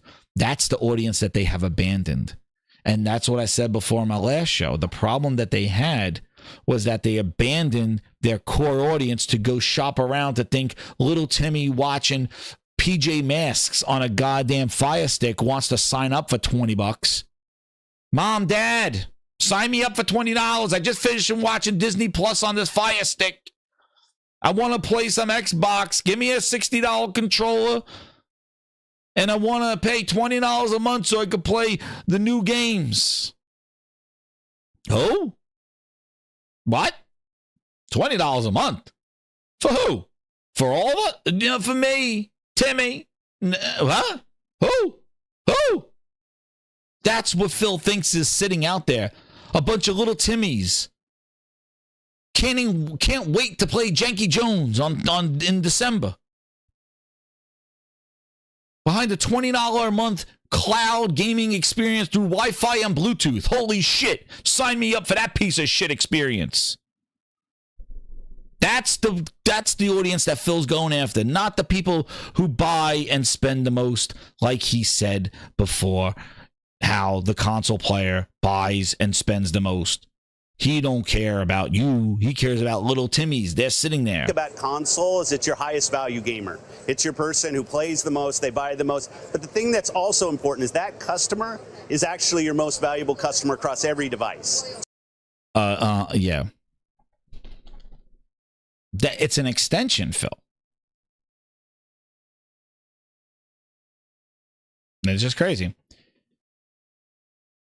Janky Jones on a Fire Stick. That's extra. That's Janky Jones with extra jank raise. That's what that is. That's Janky Jones with extra jank. But that's what I mean. Like the marketing and the focus is all off. Like it's off. And when you want to talk about portables, and you're talking about Xbox portable experience, like even if they made like an Xbox portable, you could say this is an Xbox on the go. Okay, great. It makes sense if you could share the same experience. See, that's the thing. Like Apple and the iPad, they basically, it's Super Janky Jones. Oh man, they made the sequel, Super Janky Jones. But that's how you could see the way it goes, because it's a similar experience. Like that portal is the same experience as your dashboard, because it is your dashboard. iPad and iPhone, the same app, same type of oversight. Your app functions, it formats to the screen, but it's the same similar experience that goes with you. That's an ecosystem. And what Microsoft is doing is trying to force themselves upon other people's ecosystems and other people's devices. It doesn't work like that, dude. And when we get into the Android shit, you'll see why. And the FTC, you can't do that. Apple is trash, I agree. But Caleb, the thing is that you got to acknowledge the ecosystem that they have. I love Android. I can't stand Apple. But the experience that you get, Microsoft is just trying to turn other people's shit into their own in some weird way, because I have Apple Music on my Android phone. Apple's not using, oh, well, your Android phone's an iPhone now. We count them as iPhone sales or something. Like, no. They'll count the user on it, I guess. But there's no marketing that Apple's holding up a Samsung phone at an event going, this is an iPhone, everybody. You all Android users or iPhone users. Why? You're crazy. Well, you have Apple Music on your Android phone, so you have an iPhone, sir. What? Well, excuse me? What are you talking about? That's an iPhone right there. You have Apple Music? Yep, that's an iPhone. It's like, no. It makes no sense. iTunes is on a PC. That's a Mac. Whoa. You got a Mac, sir. No, this is a Surface. That's a Mac. iTunes is on it. My marketing now is like I'm gonna show a Surface tablet, and I'm gonna say this is a MacBook. Like, what? This is a MacBook. Apple Watch BV says Apple Watch is 150. Oh, is there Samsung? Is there a spot of like? This is what happens. And then this. Listen, I got one more thing with Nintendo. Nintendo Switch 2. The window is that they're gonna announce this. You're my number in one January customer. with an anticipated launch in March of the Switch 2. Grinders. I recall something that Avowed was moved for room. It is going to be coming out with Monster Hunter Wilds. It got moved to February for room, for backlog. Now the Switch 2 is going to happen right next to it. It's going to get announced in January, the Switch 2. Avowed's going to come out with Monster Hunter Wilds, Kingdom Come in your face 2. Assassin's Creed in February. All those games in February. A supposedly Nintendo Switch announcement in January. A release in March. And Avowed was moved for room. Shit, they should have put Avowed out this week. Avowed is smothered. And after what happened, now, oh my God, not good news. Kratos, you need it again. Kingdom Come in your face 2. Yeah, I said, some slow that out. Kingdom Come in your face 2. Kingdom Come 2. In your face 2. In your face 2. I think it's in your face 2. Anyway, but Kingdom Come is coming out 2. And yeah, so we got Kingdom Come 2, and you got Assassin's Creed, and you got Monster Hunter Wilds, and then you got Avowed. And it was moved because Phil said it was too crowded. Game Pass was too crowded, Phil Spencer said. We need to move it for room. All right, yeah, you moved it. You basically put it into the ET hole. That's where you put that thing. The way you drop games in Game Pass, well, you don't even acknowledge their release until people find out on Twitter? Shit, Avowed is going to be face down, ass up somewhere. Not in a good way. An ET hole. But it was moved for room. But the Switch now supposedly getting rumored. January to release. Oh, shit. That's exactly, BV. That's exactly what's coming out. Kingdom Come in your face, too. Oh, there it is. There it's coming out. Too much backlog. Dude, it got put to the ass log right now. Shit. The backshot log there now. Oh, man, it's dirty. It's a family show. Holy shit, we're a family show. Goddamn, we're the family show. Speaking about family, let's bring in one of the family members right here. Thrifty Gaming, what's up, man? Here's the family. Let's go bring the family in here. What is up, dude? How are you? Happy Thanksgiving. GrindsGiving. How you doing? Yeah, man. Happy GrindsGiving. I'm good. I'm happy I made it. Happy you're still going. Yeah, man. Yeah. So what do you think about the, I'm sure you're hearing about Avowed. And it's not about Avowed, but the Switch 2. Backlog turned to front log. But the Switch 2 possibly getting announced in January with a March release date, which will be when the Switch came out. It was a March time with the Switch. Man, I don't know. We've been hearing rumors about the Switch 2 for 2 years now. We were supposed to get it this year. We were supposed to get it earlier this year, middle of the year. They're waiting for PlayStation to announce to see what they're doing. Like it's always been something. So I don't know. I think Nintendo likes to give the news about a Switch 2, just let it leak out there every once in a while. It boosts the sales of the current Switch, and then they just hold it back some more. They're going to milk this, the original Switch for everything it's worth, and it's still selling well. It's still at the top of the charts. It's still doing numbers. So, like, I don't know. It's almost like, I don't know if you've talked about it yet, but it's almost like the Bloodborne possible. Oh yeah, I talked about that in the beginning. Yeah, man, at this point, I gotta see something from the actual source itself before I'm believing anything. Oh yeah, no, I agree. But like the Switch did come out in March, like so they did kind of do that and then have like their rest of their year. They had a crazy year with releases. But was that the year lead too. time on the Switch 1 was the lead time just a couple months like that? I think so. I don't think. Wait, was it? Maybe they announced it in. I don't recall. Let me go. I don't know. That whole switch over from the Wii U to the Switch they was wanted like to get a out of that fever Wii dream. though. So maybe that Wii U. When did I want to see? When did Switch get announced? Let me see. Also, what's up, Grinders? How are y'all doing tonight? The Switch was announced. Well, it launched on March 3rd. It was announced. Oh wait, no. It was unveiled in October 20th. So, okay, so October would have launched in March. Yeah, so January to March will be definitely a short release. But also, too, you got to remember they wanted the hell out of that Wii U generation. So announcing something earlier, and also to the concept of it. Now that this is going to be kind of like an evolution of, I guess, of the Switch 1, so people kind of know.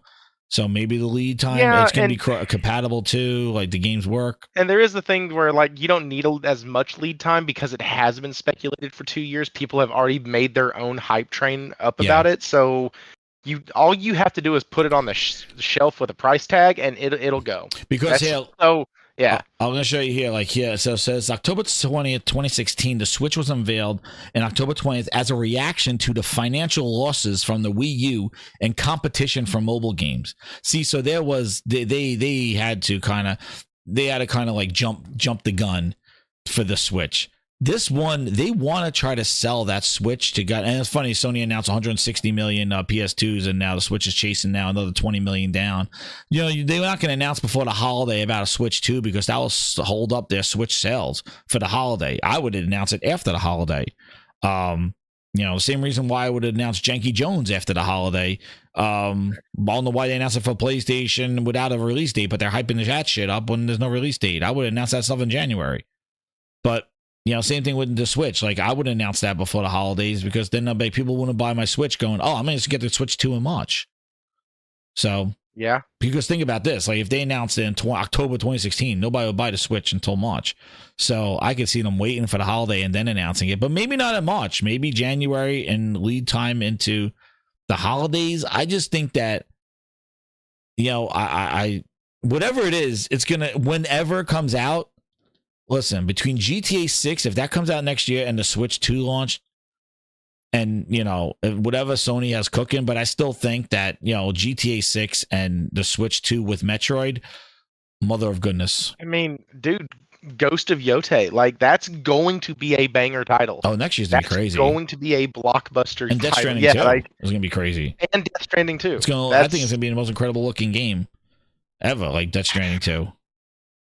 I'm honestly hoping that Ghost of Yotai melts my eyeballs out of their sockets. That's what I want. Yeah, but next year is going to be crazy. Like you got huge blockbuster things that are gonna. I think it's gonna put a shut up to all the people about console sales and game sales and this whole down, like gaming is not what it is anymore, and it's all this other shit. I think we need to get raw. And I think next year we're getting raw. I think the games are coming. I think we're coming back from this bullshit of this whole pandemic stuff and all the layoffs. I think there'll probably still be more layoffs, but I think that there's gonna be like the games are gonna do the talking. Yeah, and a lot of this year was like good by surprise. You know what I mean? Like, we didn't know that Helldivers. It was a great year for gaming. It was, but like even Stellar Blade and stuff like that. Nobody was like, there wasn't no GTA hype, like, you know what I mean? No, nothing really had we that. had Helldivers that came and blew the doors off. Holy crap, that's an accident. We had a new IP come out in Stellar Blade that people fell in love with. We had Final Fantasy VII Rebirth actually hit a really good home run, but didn't just blow the doors off of the industry. But it was still like we've had a lot of good games. And we've had a lot of games that we didn't think were going to be that good that turned out to be amazing. Oh, agree. I think it was a solid year, man. I think it was a solid year of games. Bro, next year's like the freaking Yankees, bro. Yes, they got crazy. Everybody. I hope shit don't get delayed, which I know we're going to be delays, but like, or even the February looks crazy with all that stuff coming out in February. Like, that is insane. And if they roll out some January stuff, and also too, like, and I mean for everybody, like if this whole, like, I know everybody says like Xbox has this lineup. If they got this lineup that they got like Fable and these games come out good, that's always the problem with Xbox. They'll have games listed up, but I'm excited for all the PlayStation stuff's coming. Death Stranding 2 and Ghost of Yotai. I'm excited for Switch 2 and Metroid, and then also with Xbox, I'm interested in Fable. I love myself Perfect Dark. I hope they deliver on that, but I don't think the Perfect Dark's coming out next year. But Fable and Perfect Dark again. They just can't. Come on, man. That's not coming out. I don't think it's coming out next year. I think that the game's going to hiding. Was that like a 10-year project at that point? If it waits another year? I don't think it's coming out. So perfect that. And then the other game is the Compulsion game looks pretty damn cool. But I don't think that's going to be like, that's just like a sort of like, I gotta check it out. Like, that's not no banger on that thing. But I'm hoping that Perfect Dark comes out good, but I don't think so. Perfect Help. I don't think it's coming out next year, though. Is Fair Games next year? Is that supposed to be next year also? About that. I'm telling you, that's the other thing. Sony, this year for Sony, a lot, you said it was a year of surprises. This year for Sony was a FAFO year. This was like, they took a bunch of gambles on shit and it didn't pay off.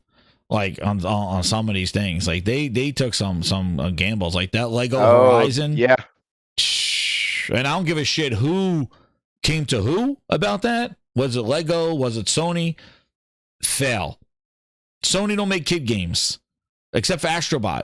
And also, too, it was so close to Astrobot. They should have just did that. Yeah, that was not good. And then I think Concord somebody was the biggest L of the year, in the sense, yeah. like, it was just a mess. Like, you never seen anything like it. Somebody internally had to know that Concord was going to be shit, so they put Astrobot so close to give them that like stopgap to be like, hey, listen, this game's going to be ass. We need a palate cleanser shortly after, and so they were like, yeah, just put it next to Astrobot. So, it was a classic deflection. But really yeah, like Sony, I think Fair Games better get the fair out of here. Like, I think that needs to come back as something different. Because first off, like I said before, the way Concord and Fair Games were both shown was not a traditional Sony showing of a game. Like, it was like a screenshot and a CGI, and it was like, that's it. And it wasn't their typical showcase embracing the gameplay first and let the game do the talking. It was like some title screen. Concord's a freaking title screen. And then they show it with a CGI before we even know what the hell the game is. And then you see it looks like Overwatch, and it's just a mess. And it was just a mess of a rollout for them, and they didn't read the room, even from the beta. And that was just, there was a lot of mess ups, but then there was a lot of incredible things. But Stellar Blade was my favorite. I love Stellar Blade. My top Stellar Blade and Helldivers 2 were my. I played the shit out of those, and Astrobot. Those are the three that they were huge hits. They were great gets. They really were, and there were a couple even like hidden games that I really loved, like Awaken Astroblade was a little tiny game. Love that stupid game. Yeah.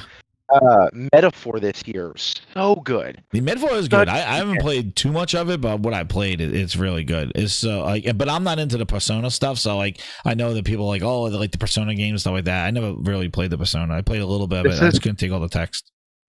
Yeah, man. So I have failed to launch 3 times on Persona 5.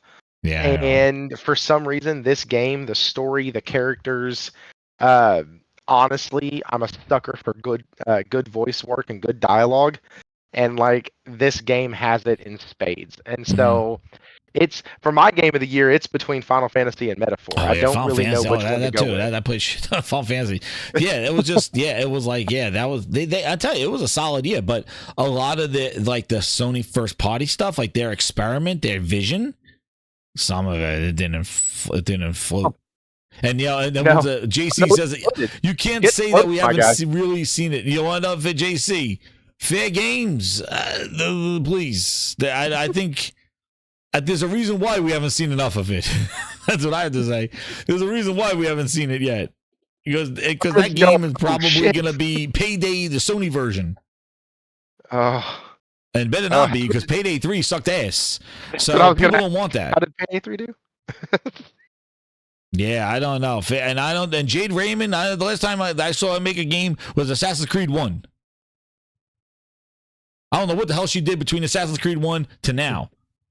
She's been all over the place talking about making games. Maybe she made a game here and there, but she went to Google.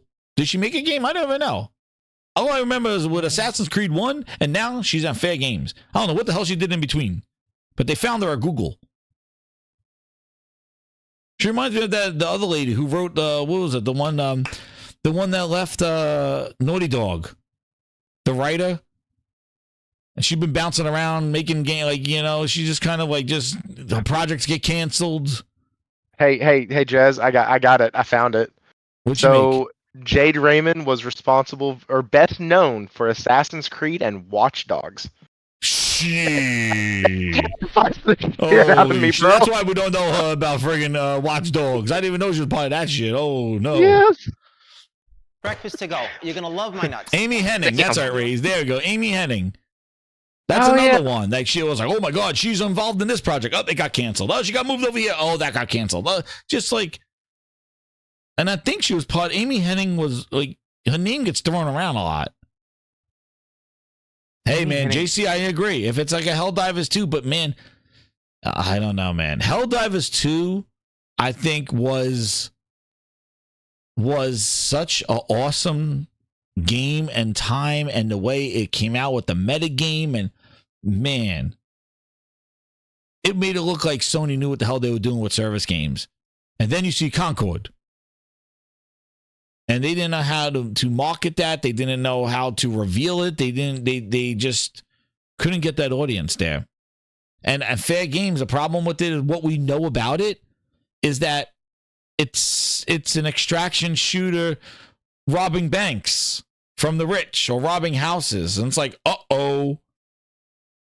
Hey, this will be a fun fact. And all these people in another type of game like that, and that game was horrible. It's actually on PlayStation Plus. You want to torture yourself for the weekend. Don't do that to these good people. So Amy Hennig is doing Captain America, Moridian says. She is the writer. Didn't she do the Star Wars? So she didn't do any. What has she done? No, Amy Hennig did Drake's Uncharted or Drake's Deception. Yeah, then what has she done since then? Golden Forspoken. Oh shit! That's what she was on Forspoken. Battlefield Hardline. What? Not Battlefield Hardline. Yes. Whoop, whoop. And then that's the police. Whoop, whoop. That's the sound of the police. Do you mean Battlefield Hardline? Not the cop one. Yes, Battlefield Holy Hardline was shit. hers in 20. There wasn't even a in campaign in that 2015. one. Whoop, whoop. And so she's the producer and writer for Marvel 1943 Rise of Hydra with Skydance New Media. I'm going to be all gray by then.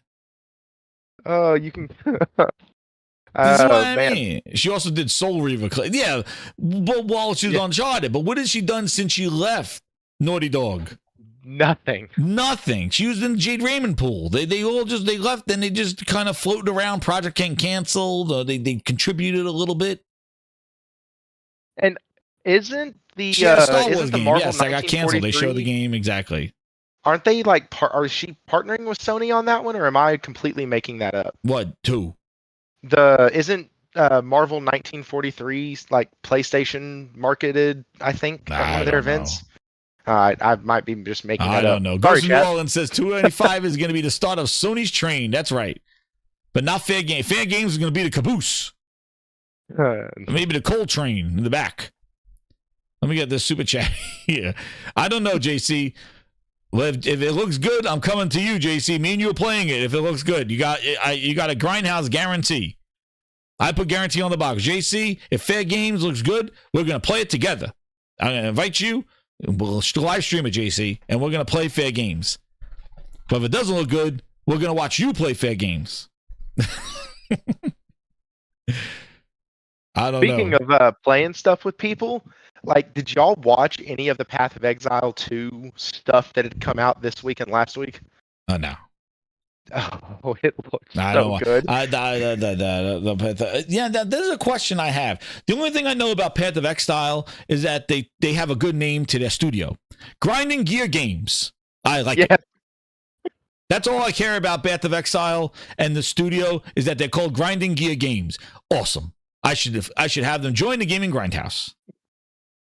That's all I care about Path of Exile, but I don't know. Did that grease your gears? Man, it really did. It looks a million times better than what Diablo wanted to be. But you're gonna piss off Diablo people. I don't care. There's none of them left. They all left. They all left. What Rod Ferguson's DLC? Sure. DLC on these. All right, now I gotta watch this intro now to Path of Exile. I'm not a fan of Diablo games, but I'll check it out because they're Grinding Gear Games. I gotta check it out because they're Grinding Gear Games. And also, shout out to who just said something? I just saw somebody. The chat's going so fast here. I just missed it. Oh, Mr. Tennis. Yes, I did buy Warhammer. I'm gonna be playing that. I was gonna stream it later tonight. I don't know. Maybe I'll do a late night stream. But yeah, I got Warhammer early. I did, so I'm gonna play that. I heard that they added a whole bunch of stuff, and it's like they said on their website again, who the hell knows, 4K 60 on the Pro. So we will see, but it looks damn good, and it's one of those games. Hey, man, I became a Warhammer fan this year. Now Space Marine was another surprise hit. You're right, Crafty. It was a surprise hit. It was this year. That's what I mean. Like, this year is like when the Texas Rangers went and won the World Series. That was not a roster that should have won. Yeah. But, like, next year is the Yankees winning. That's a roster that should. You're right. Yeah. So this year was like the box of chocolates. This was like you never know what you're gonna get, and that's what the box of chocolates. This was really the year of Forrest Gump box of chocolates. You're my number one customer. And Hellblade 2 was a chocolate melted on the bench that you sat on and looked like a shit stain. That's the one that you bit into and we're like, oh God. And then you left it on the bench and somebody sat on it and it looked like they took a shit in their pants. Oh man, that was Hellblade 2. What a sad case. Poor Melina Juergens. I feel bad for her. I've been following her since the first Hellblade. She was incredible. Poor Melina Juergens. Microsoft, the booty gave her that trash finger touch. She did incredible acting. She did she was like, but the voice, oh man, the Hellblade 2, that was a big disappointment too. That was we're not doing a year in review, but man, Hellblade 2 was a disappointment and a half. I don't know what the hell the trash finger think he was doing over there. But let me get to these super chats. Holy crap. SN Kev with the 2, he goes, Microsoft paid PlayStation and their devs, so they lost money from revenue. Oh.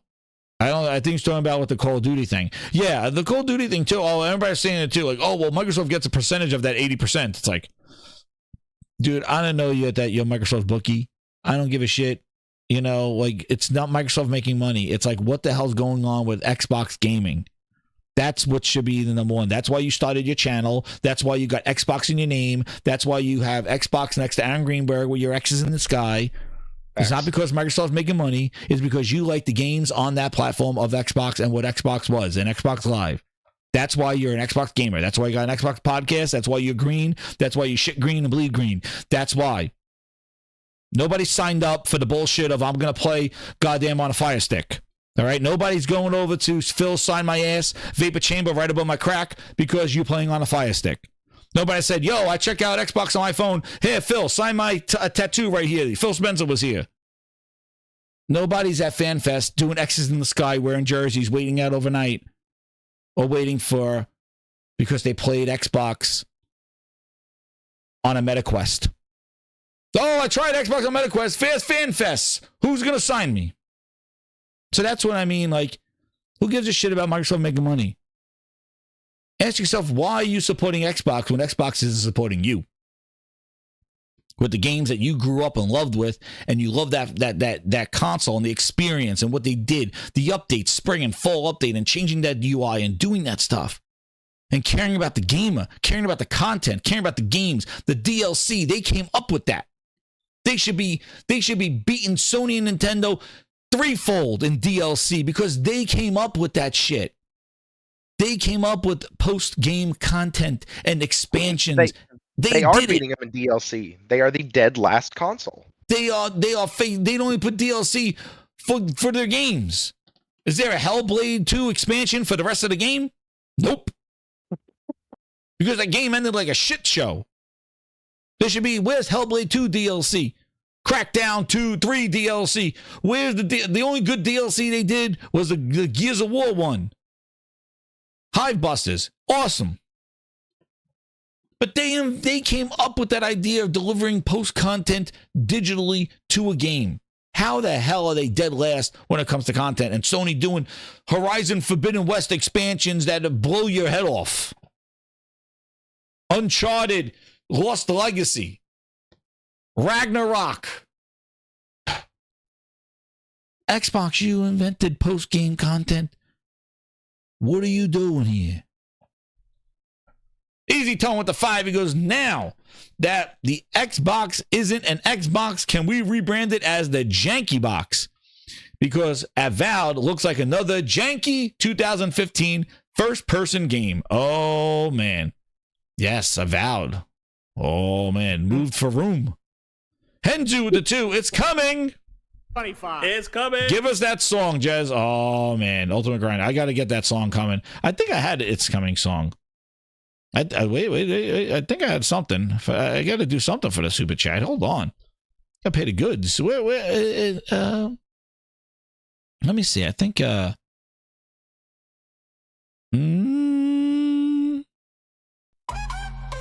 it is. Henzu.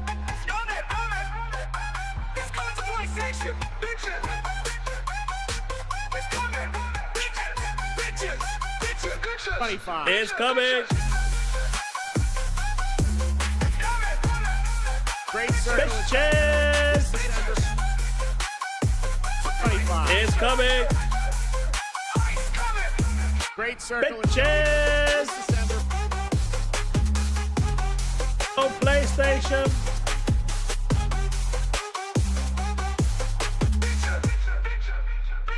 Great circle. Bitches. December 25. It's coming. There you go, Henzu. Thank you for the super chat. I had to pay him his dues. Peacock is legit. Member for 20 months. He goes, happy holidays. Don't let Xbox be the only turkey you smoke. Thank you for all the last fun stuff here, man. Yeah, thank you, Peacock is legit. That's right. Dry ass turkey. Oh, man. The Claymore's with that 10. He goes, recommend grinders to check out Armored Core 6 Secret Level trailer that dropped today. It's hype. All right. Sounds good, Claymore's. That Armored Core. Oh, and we hit our goal for Super Chat. So we will get another one. And I got to add another one to a second song. And you guys are going to get a nice you're gonna get a nice rollout here of credits here. We're gonna do 5. I don't like the 10. There we go. There you go. I'll do another one for the third song. I got a bunch of songs here, and then I think I got everybody there. There we go. Explosive diarrhea, sweet Willie. Oh man, but yeah. So Avowed. Yeah. So speaking of Avowed, hands-on. So there was a lot of hands-on Avowed. Did you see any of this stuff, Thrifty? Dude, I didn't see a single bit of it. Yeah. How bad is it? It looks good in screenshots, like it looks better, but I in moving though, it's still like they added the third person finally. So that looks good. Like it looks like kind of a poor man's Oblivion. That's what it looks like. It looks like a passion project for Oblivion. Like it. Yeah, that's what it looks like. I do like Oblivion. I do like Elder Scrolls. So, it like that. But yeah, and this is the thing that we've seen with the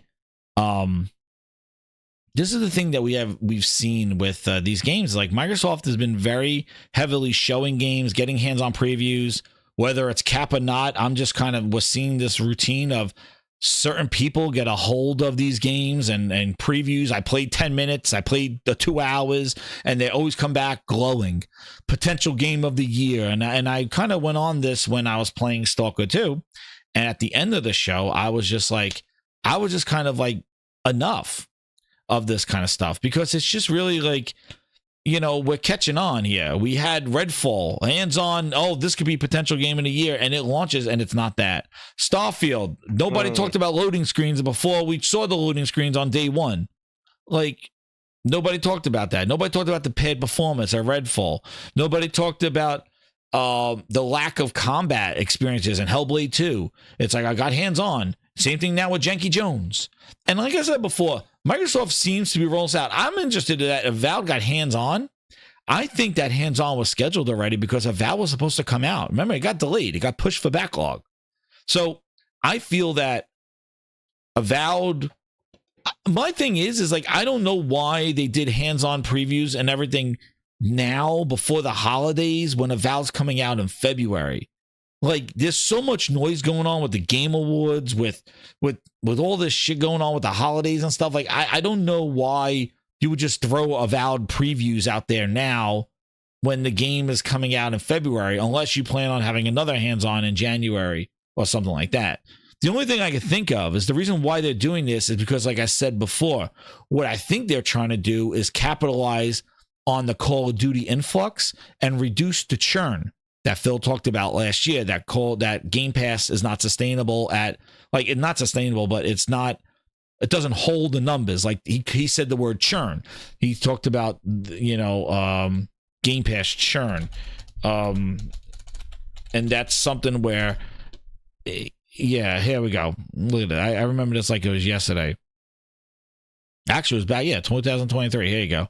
Right here. Phil Spencer says like they got to manage. Xbox needs to handle the Game Pass churn better. And, Game Pass is an ever-expanding collection. And it says people just jump on, play what they want, and jump off. And I think the reason why they keep doing this is they're trying to reduce that churn. Like Satya said, they had this huge growth of influx of people. And it's like, hey, you like Call of Duty. Well, maybe Avowed is coming out. And we got this and Janky Jones. And kind of like just throw a bunch of things at these people that just subscribed so they stay. Because I just thought it was kind of, just a little like, I don't know. I was like, okay, oh, wow, Avowed with hands-on. That's great. Like, okay, great. But it comes out in February. And there's the Game Awards, there's Christmas. Like I would be, if it's in February, I would start January 3rd. Avowed coverage. Here we go. January and February. But it is what it is. But I think the Game Pass, I think the Game Pass problem is kind of twofold on this, because yes, they do need to figure out how to get people to stay longer inside of a game. But at the same time, that is the problem with services across the board, especially since these subscription services started out in the TV show and movie area, in that arena. So you go in, you pick your show, you watch 2 to 3 episodes, 2 hours, or you watch a movie, 2 hours, you move to the next movie, 2 hours, move to the next, and just keep going. If you don't like it after 15 minutes, you stop, find something else. You have a whole like buffet right at your face. Do whatever you want, watch whatever you want, as long as you pay for it in here, have a good day. So you don't really get committed to much. You don't really get invested because you have all these other things that as soon as you find something you don't like about it, you can very easily just jump off. Instead of when I pay $70 for a game, I'm going to go ahead and get that game. And instead of just jumping off at the first sign of trouble, I'm going to give it a shot. I'm going to go, okay, maybe that's just a one-off instance where the frame glitches right there. Or maybe that mechanic is just something I got to get used to or whatever. But it's because I'm invested. When you're part of a subservice, you're not invested. So if you just keep throwing games at people, giving them a plethora of options, but all of the options are bad, one, you're not going to build your brand, you're not going to build your IP, and two, you're not going to be able to keep gamers' attention. So when the next game comes to Game Pass, that might be from a like Bandai Namco or some third-party team. It's like, okay, hey, we'll try it out. If I don't like it, I'm just going to go back to Call of Duty, or I'm just going to go back to Halo, or I'm just going to go back to Forza. Like, they train their people to not invest in their IPs. And it's just what they've been doing for years now. And now they're trying to correct, and it's not working. But that's what I think. Yeah. No, I agree. Like, you know, it's tough to keep that sustainability there with all these people coming. I'm just laughing at the screen when I put on the screen. It's Avowed. I was like, what the hell is this? Oh, shit.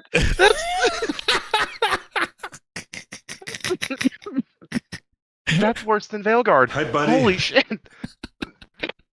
It's just funny. It's just, anyway, I'll bring up why this is here. But my sides hurt. Eyes. It looks like the clone from the Clone Wars. That's a for room. That's what Avowed looks like. It got sucked in. Somebody got sucked the air out of them because now they got moved for Phil room. Spencer said they didn't need the polish, but they would definitely use the time. That was his quote, wasn't it? That was... Hit that like Don John said janky depth.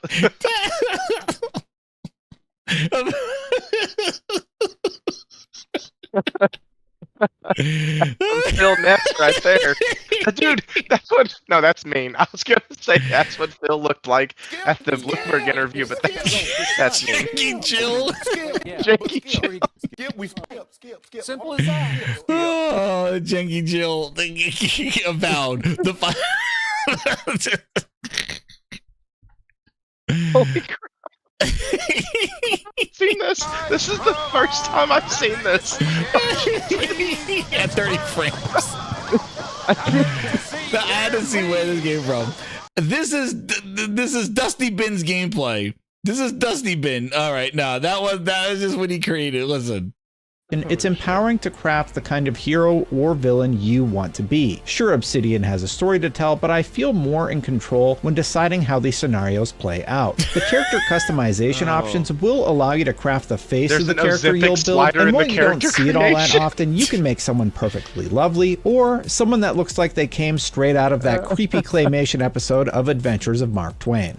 Try to survive. Same thing I do every day. Even the vendors had unique banter. I had the chance to meet the ex-husband of another nearby vendor, and the two would talk badly about each other because of their failed marriage. Another vendor had a past relationship with my companion Kai and warned him not to cross her again. These little beats do a lot to make the world feel companion Kai. And see the jank. Look at this guy's jacket and everything. Like, look at this. But the way it gets preview, that's what happens. But look at this guy's jacket. That has to be like 50 frames to 12 frames. But look at this guy's jacket, like just changing his stuff. And you'll uncover more of that as you adventure. Whoa. Hey. What's going on? It's growing, it's not growing. What happened to the shirt? It's like he changed his outfits. Shit, bro. The knot moves. No, the knot, he like changes a whole outfit. Like he goes from something, look at it. Like what? It didn't need polish. It was for backlogs. It was for backlog. It's polish. This is the final preview. See, this is the thing. Like, this ain't the final preview. That means we're not going to see Avowed until this shit launches in February. White won't be cooked.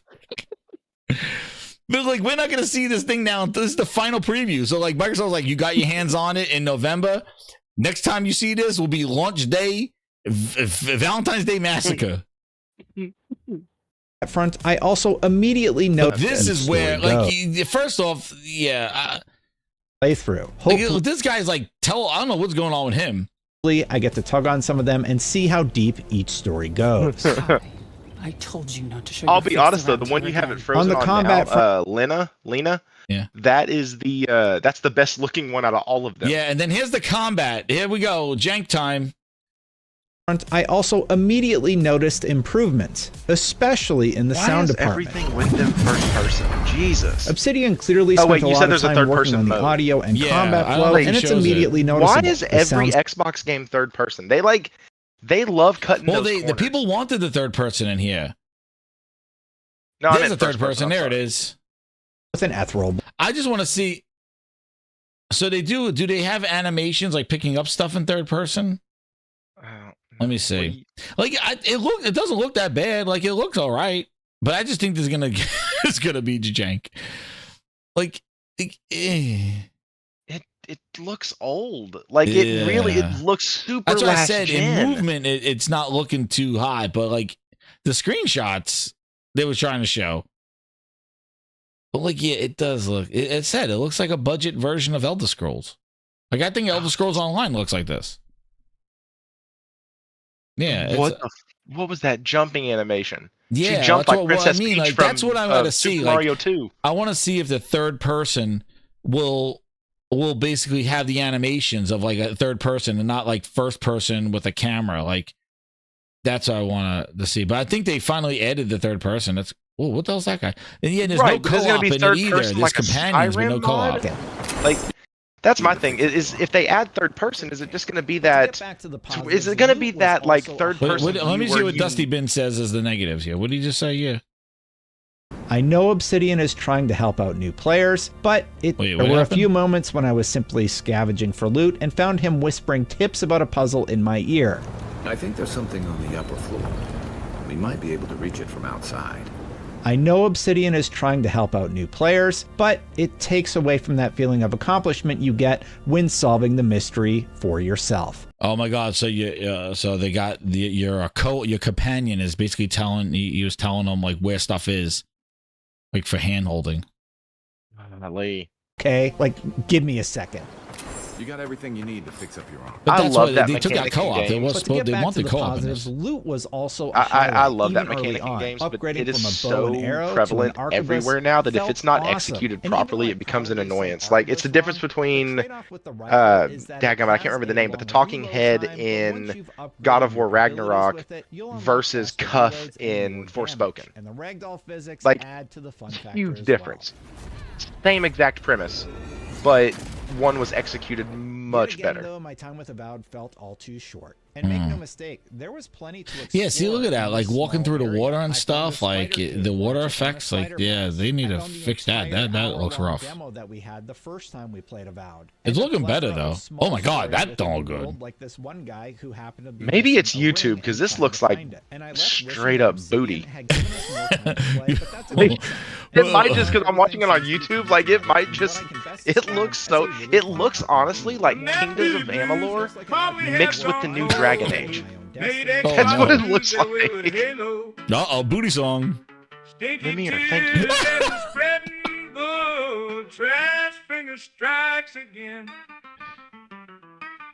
Oh, that's kind of, see, it just looks jank. Like, that gunshot looked like shit. Oh, what is wrong with her face? That's not a human face. Oh shit! This is not real. Can't be real. That's some Crypt Keeper shit.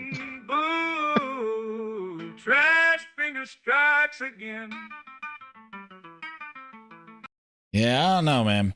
But apparently everybody's like they're excited for it, and you know, it looks like good. But the problem is that whatever this game is, and it needs all the help it can get because it's smothered in February. They have a developer on there that's running his mouth, and not in a good way. He's running his mouth in a political way, which makes people get turned off. And if we've known anything from what we saw this year, is that you gotta be careful.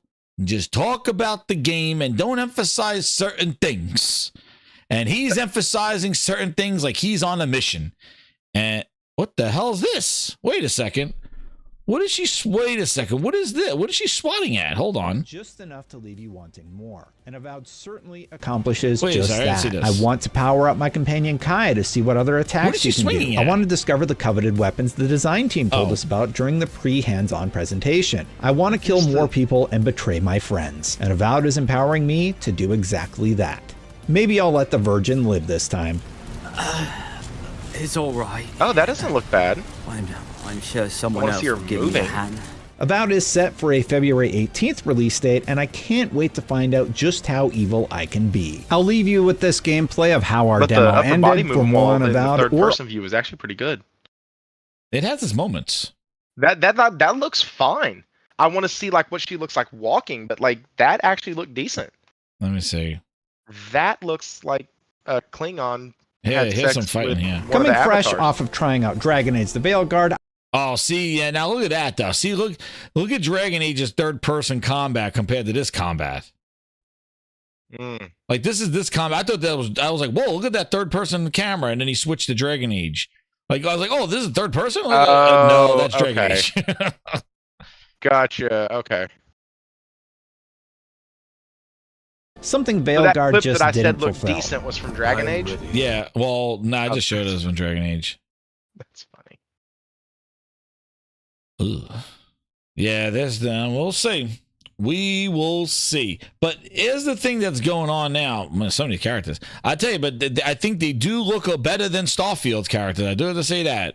Some of these characters do look better than Starfield. Maybe their lip syncing is not that great, but the voice acting doesn't. Demise. I wasn't in the mood for their nonsense. I just. All right. So this is what it is. And again, I'm not getting into the goddamn politics of this shit, but this is the thing that he said. So just when this game gets previews on there, apparently from a screenshot, Grummies got his hands on the created character and there's the pronouns in there. So that is okay. Started something.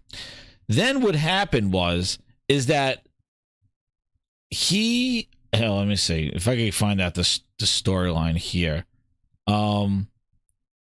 So he then posted about, this is another thing, this does this, blah, blah, blah, blah. And let me see here. Let me see if I can find out what the hell's going on. I had it here. Hold on. So Grummel started his thing, his war on whatever the hell, the him and hers and all these things. And then he triggered off Elon Musk. And then Elon says, this shouldn't be, here we go. So this is what he said. Elon says this shouldn't be acceptable for any company in gaming to be racist or sexist against white guys, because this guy, Matt Hansen of Matt Hansen fame, on Blue Sky, not on Twitter, but they got the screenshot, and he's like going after Elon, going, "You sweet summer child, this will only embolden me, you sack of shit," or "you sad sack of shit." So then he started going after Elon, and then basically he told Elon, if you have a problem with this, then you got to get ready for this for what's coming. To if you think this is a lot, get ready for what's coming. And here's the fandom. Yeah. I got the article right here. Hold on. That's crazy. Yeah, no, I just saw one of the comments. He said, "Just wait until you see the default, you sad little shit." Exactly. Wait till. So this is what he said. Wait till you see. And this is one of the developers? This is the developer. And so Elon wrote, "Having pronouns in a fantasy game is utterly unacceptable." And then he responded to Elon with what you just said. He said that after he said that, he's mad because he said, what did you say again? What was the quote? Just wait until you see the default, you sad little shit. Exactly. And then he said that, and then on top of that, so then apparently he even said this thing. So where's this thing? So then he comes back again, and he is on this. This is just wild shit. So then he wrote this thing. I'm not even going to read this shit, but he wrote this. Matt, who's herding plates and spinning cats. This is him. Where like he's trying to recruit black artists who are looking for portfolio reviews and job advice. My DMs are open. You're always my priority. We got too many crusty white dudes here. Like, I don't know what's going on. And he's the art director at Obsidian, and he's just gone. And yeah, he just gone wild. And this is the thing. Listen, I don't give a shit about the politics of all this stuff. All I could tell you is that there's a mob mentality out there. And if they have some stuff, and again, we've seen what happened to Concord. We've seen what happened. We've seen what's happened with Dragon Age. People are celebrating that. It's not selling it because they've done certain things in there that people are triggered by, and just people don't want to see, and people don't want, and some people want, some people don't want. The thing is that it's not good PR to put a stance, a political stance on anything that you need to have released. Nope. And this guy running his mouth like this, I'm not saying he's right or wrong, but you don't put that shit out there, because that now tarnishes the game, and it gives people a reason to not want to play your game. And people will get on top of that. And that's not the marketing you want, especially when people are getting hands-on seeing the game. You don't want this socialism bullshit going around and you fighting Elon Musk over this shit, because this could get out of hand, and this cannot be good. So Booty and Phil need to put a kibosh on this thing, because this guy is going wild.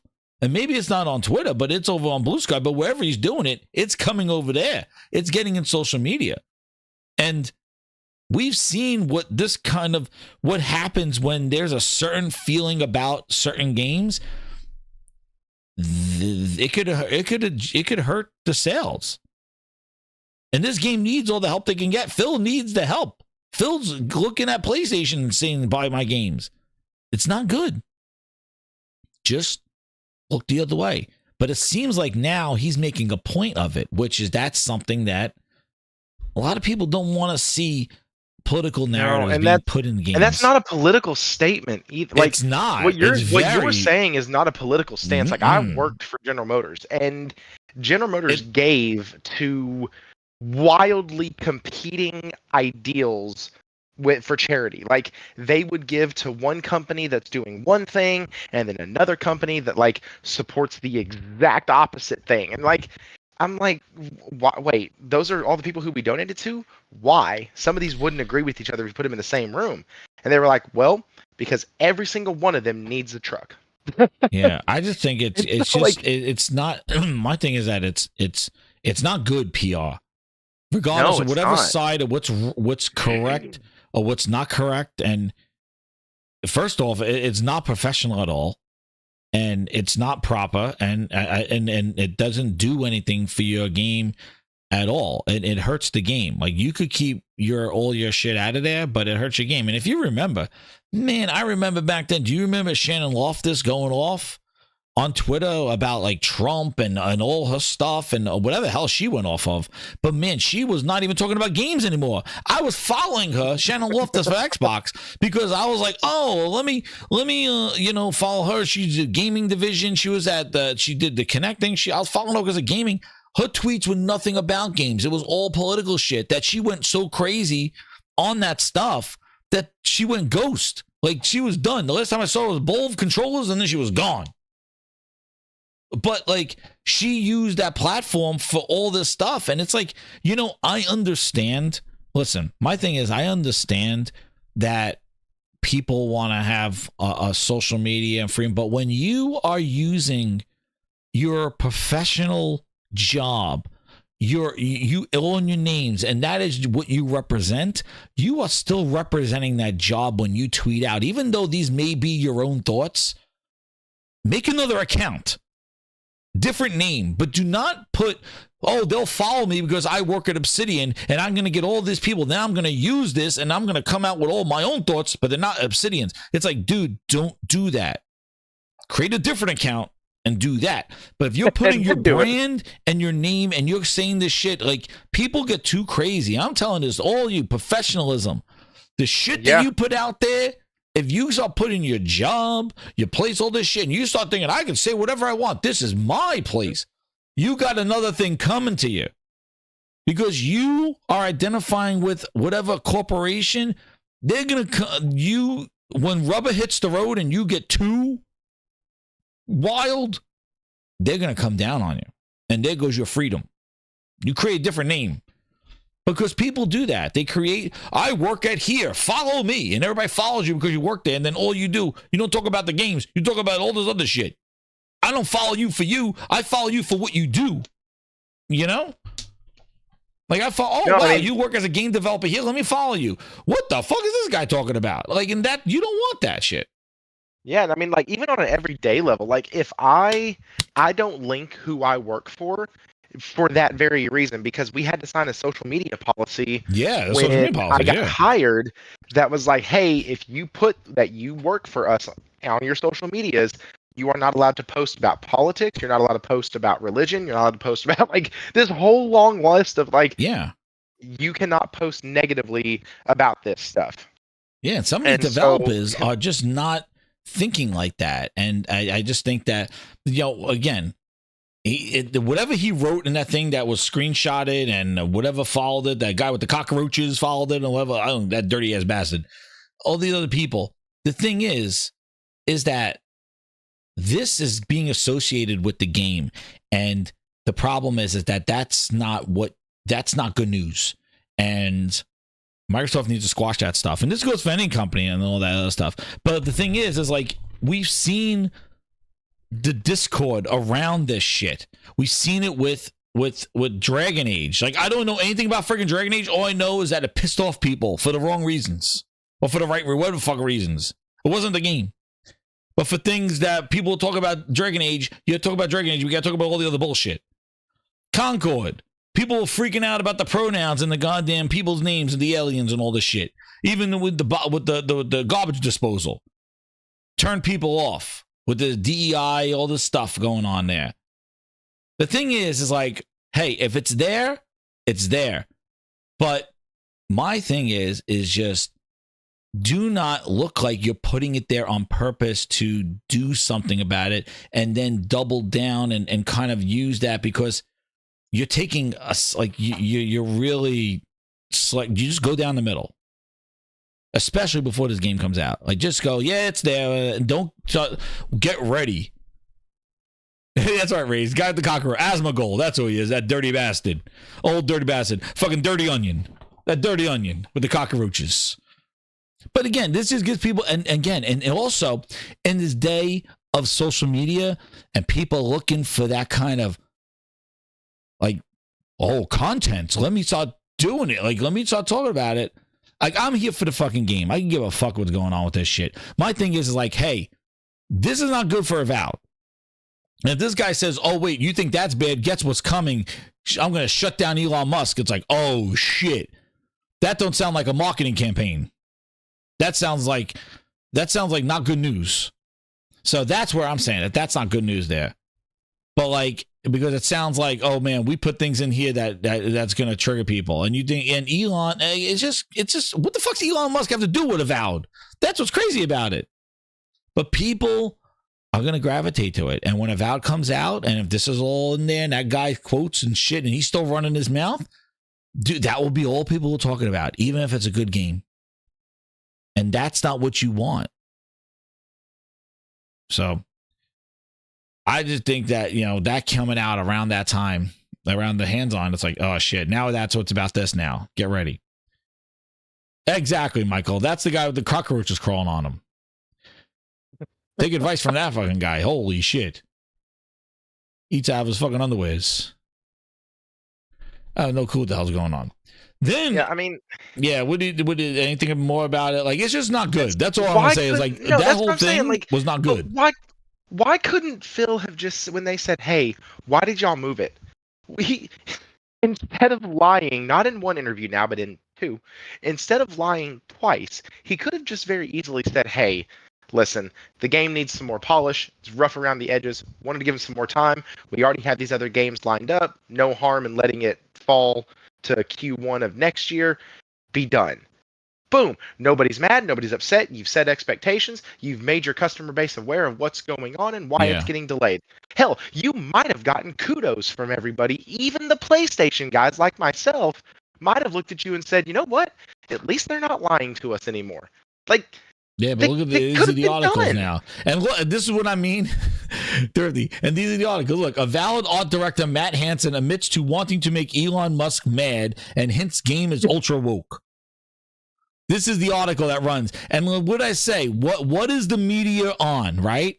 Hype News, TMZ, and look at right next to John F. Trent. Look what it says. November 26th. Look, John F. Trent's getting paid with his hype article. He getting paid off of this guy's dumbass shit that's going running around and doing this stuff, whether it's true or not, or quotes and stuff. There you go. Everybody getting paid on this stuff, and it's not about the game. And this is the issue that Microsoft needs to, like, it just seems that they're just like, I don't know, man. We've seen what happens. And that's what's crazy. The reason why I even brought this up is because we've seen what happens when certain things get put in there and what happens to certain games. Like, you know, we do, like, that was all the talk with Dragon Age. And then the whole people pissed off about Concord, in addition to the way it looks like goddamn Overwatch. So, you know, that didn't help it either. But the other shit was another talking point about it. Like, why is this here? Dude. Like, whether I That's not why people didn't play it. I just think people didn't want to play it with Overwatch. I just was so... I'm done with the conversation. It's almost to the point, I don't care which side of the argument it's on. If a game is using that to launch itself, I'm done. Like, well, that's why I wasn't the problem. even buying... They need to stop talking. But I wasn't going to buy Stellar Blade until I played the demo. Because everybody was just like, oh, look at how hot she is. She's so hot. That's amazing. I want to play it because, oh my God, how hot she is. It's a middle finger to the face to Western devs and all this other stuff. And I'm like, I wasn't going to purchase it until I played the demo and was like, oh shit, this is a great game. Mm-hmm. And both sides do it, and it's annoying from both of them. It is. Because I want to plug in to the game and forget about life. I don't want to deal with life issues in a video game. It's just annoying. Yeah. And so, yeah, that's just my thought. And people are very sensitive about it and stuff like that. So, yeah, we'll see. But, like, again, it's not, my whole thing is that regardless of whatever you feel is right or wrong on the shit, should it be there, should it not be in there, I'm not here to say what it is or like even what I care about it. All I care about is that taking a side or really leaning in is really damaging the perception of the game and what it's for, and it shouldn't be even about that. It should be about how the game is. So, yeah. But yep, not good news on that end. And then, you know, I have another thing here, a Phil Spencer interview here from ex-gamer-kid, and like, who's this person? And it says, my interview with Phil Spencer. I thought this was a joke. I was like, what's this? He goes, Xbox is willing to make its games available on platforms like PlayStation and Nintendo. Xbox games are not restricted solely to the Xbox console. Xbox is more than just Game Pass. The real goal of Xbox is to allow more people to access its games. It doesn't matter if you play on an Xbox console, a PC, through the cloud, or on another console. Whatever platform or method you use, playing an Xbox game means being part of the Xbox community. Woof. I was like, whoa, what an interview there. Holy crap. I'm like, this has got to be some joke. Phil Spencer! Phil Spencer! Phil Spencer, baby! Sorry, I don't appreciate somebody telling me that I'm an Xbox now. You're part of the Xbox community. You play Sea of Thieves, you're Xbox. So somebody then attacks him or goes after him and says, I completely disagree. There he goes. Funk, where's the link to your interview? And he goes, in the DM. I've been talking to Phil for 7 years with all the Microsoft Xbox employees, as I myself am in charge of the accessibility. And he puts his DM here talking about how him and Phil Spencer conversated in DMs. So then he goes, oh, okay, LOL. So like he put a screenshot of him talking to Phil Spencer, and then you click on his name, and he's the Xbox Gaming and Disability Community Manager. He is the XGDC, Bound by Blood, United by Autism, Connecting Through Gaming. So that was a real interview for him. So like that was the thing. Like they were trying to go at him, saying like that's not a real interview, but that's an interview. And juicy stuff right there, like very plain and blatant right there. Juicy. He posted his DMs, man. Phil slid into his DMs, and he gave him all the facts. That's a Phil sliding into the DMs, and he's like, hey, by the way, I'm gonna slide your DMs. I'm gonna tell you, anybody who plays an Xbox game is part of the community. I don't have problems with putting the games on PlayStation. No, dude, he got Phil Spencer DMs, but this interview, Xbox is willing to make its games available on platforms like, dude, it is third party. Exactly, Josh. It is. And you want to know what? I'm going to tell you something. This is not my prediction show, but to give you a little sneak peek, I think January, I think the whole slate, I think Starfield and Forza. I just saw that too. Forza was delayed apparently. Forza, the PlayStation version, because remember that was rumored that the PlayStation version of Forza was supposed to come out. But I gotta say, it wasn't even announced yet. How's it going to be delayed? No, Forza 5. The PS5 version of Forza Horizon 5. Remember, that was like one of the first games in January that was announced for PlayStation. That they're like, oh, Forza's coming to PlayStation. It was that and Hi-Fi Rush. And it was ready, but it was delayed. I think Forza Horizon 5 and Starfield are going to be the next announcement. True Virgil says he wishes Phil was in his DMs. I thought he was. Come on. Breakfast to go. You're gonna love my nuts. Watch this. Is that what that's what he puts in your DMs? He puts that in everybody's DMs. Phil slides in your DMs and he goes, breakfast to go. You're gonna love my nuts. Watch this. Oh, Jesus, Phil. Come on. It's 8 o'clock in the morning.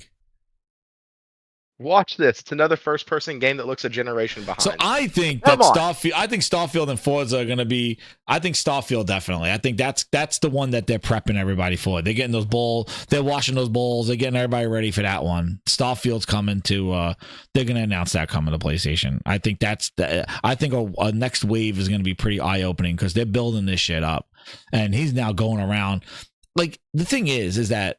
The fact that Satya and Phil, like in their interviews, are saying the word PlayStation, like it shows that's it. Like, yeah, especially Satya in an earnings call talked about PlayStation, their games selling on PlayStation.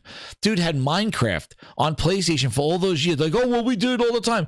Dude, you never talked about how Minecraft sold on PlayStation all these years. You never said how well Minecraft was doing on Nintendo. You never even said those words. So who are you bullshitting? Oh, well, we're the top publisher on PlayStation. We put Minecraft over there. So, Cole, there's no... Dude, you never said the words PlayStation, Nintendo, and Minecraft sales ever. All your years owning Minecraft, Phil. Now, the first time you sell Call of Duty, you're talking about PlayStation sales. But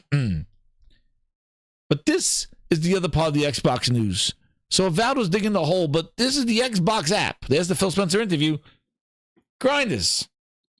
Microsoft, yet again, has delayed the users on the Xbox app to Android to buy and play games through software following a court-ordered administrative stay.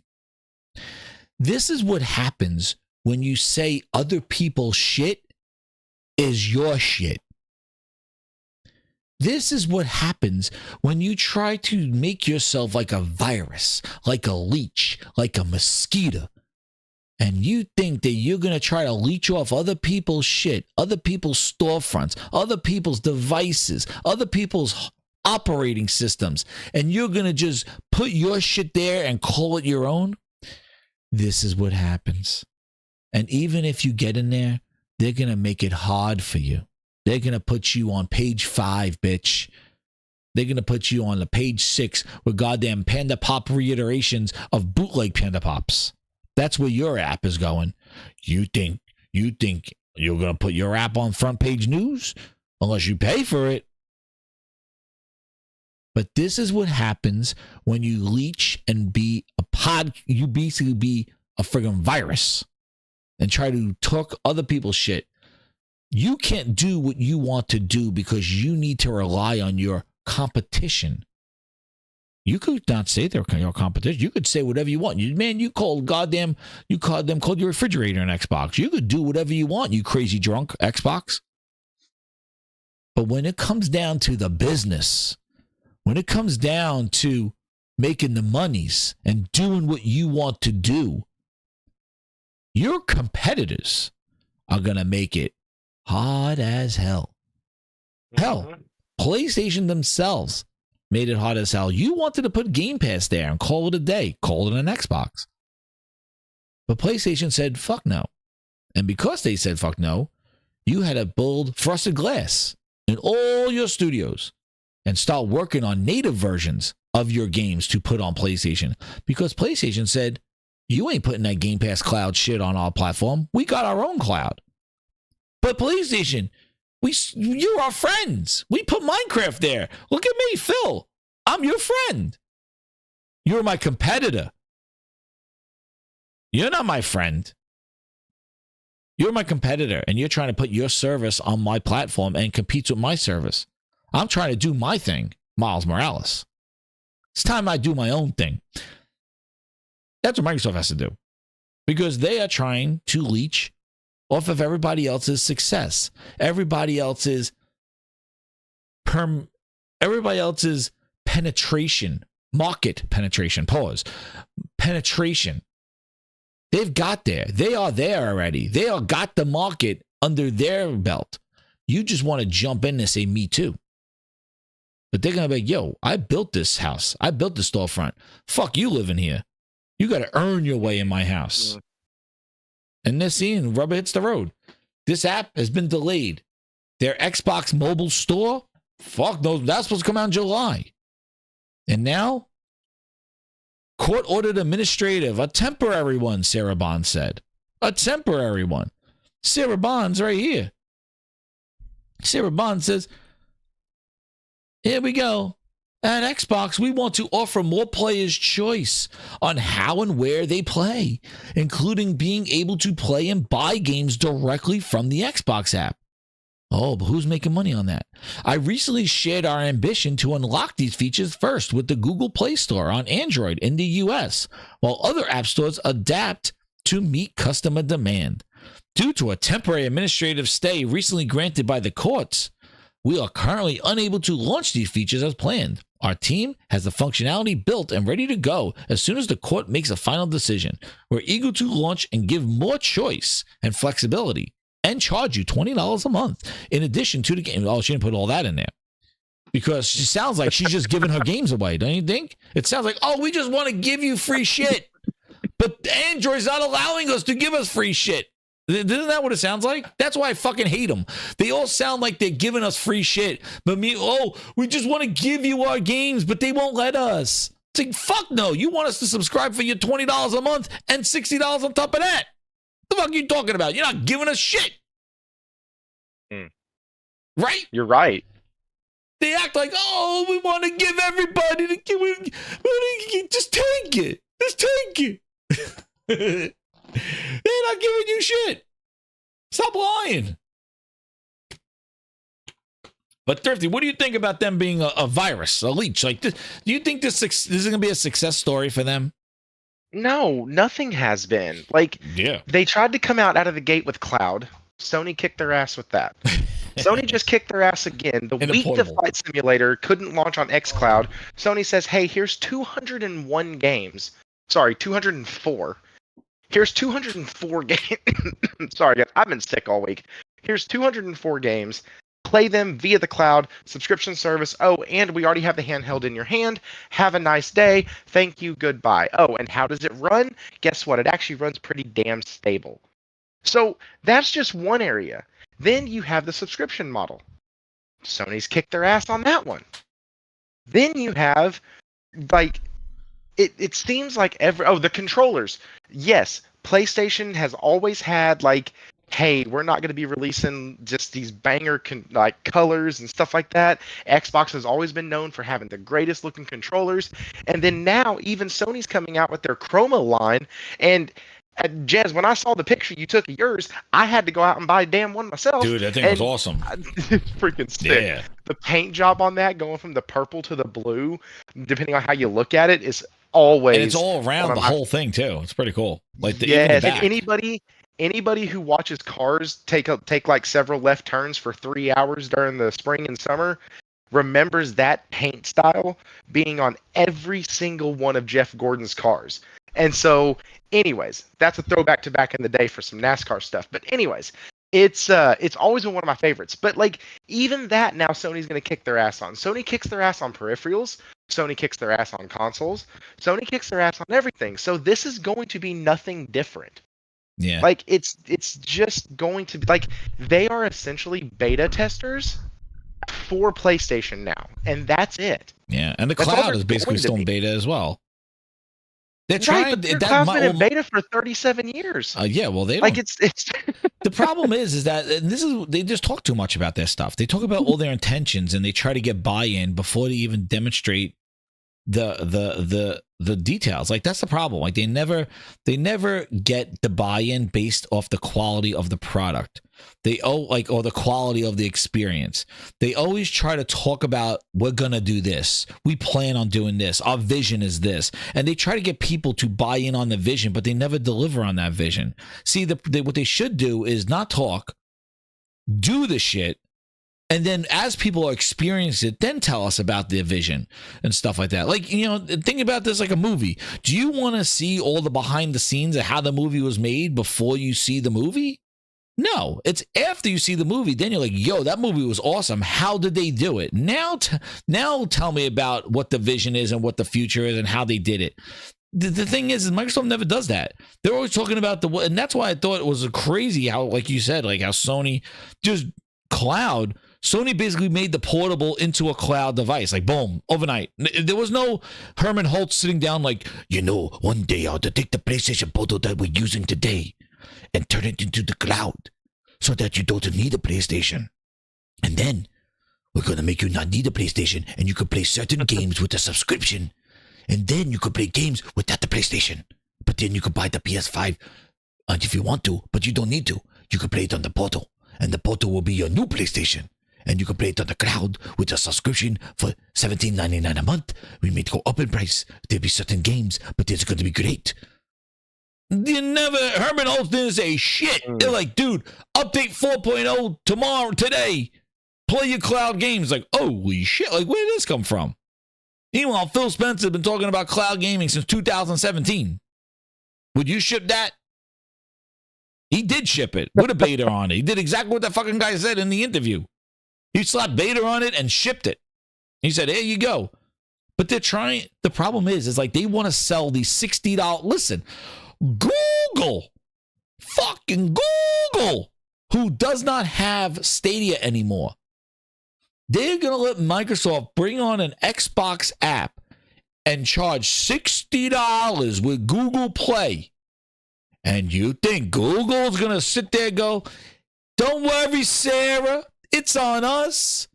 Take the $60. Don't worry. $70. Oh, yeah. And the $20 a month. Oh, Sarah.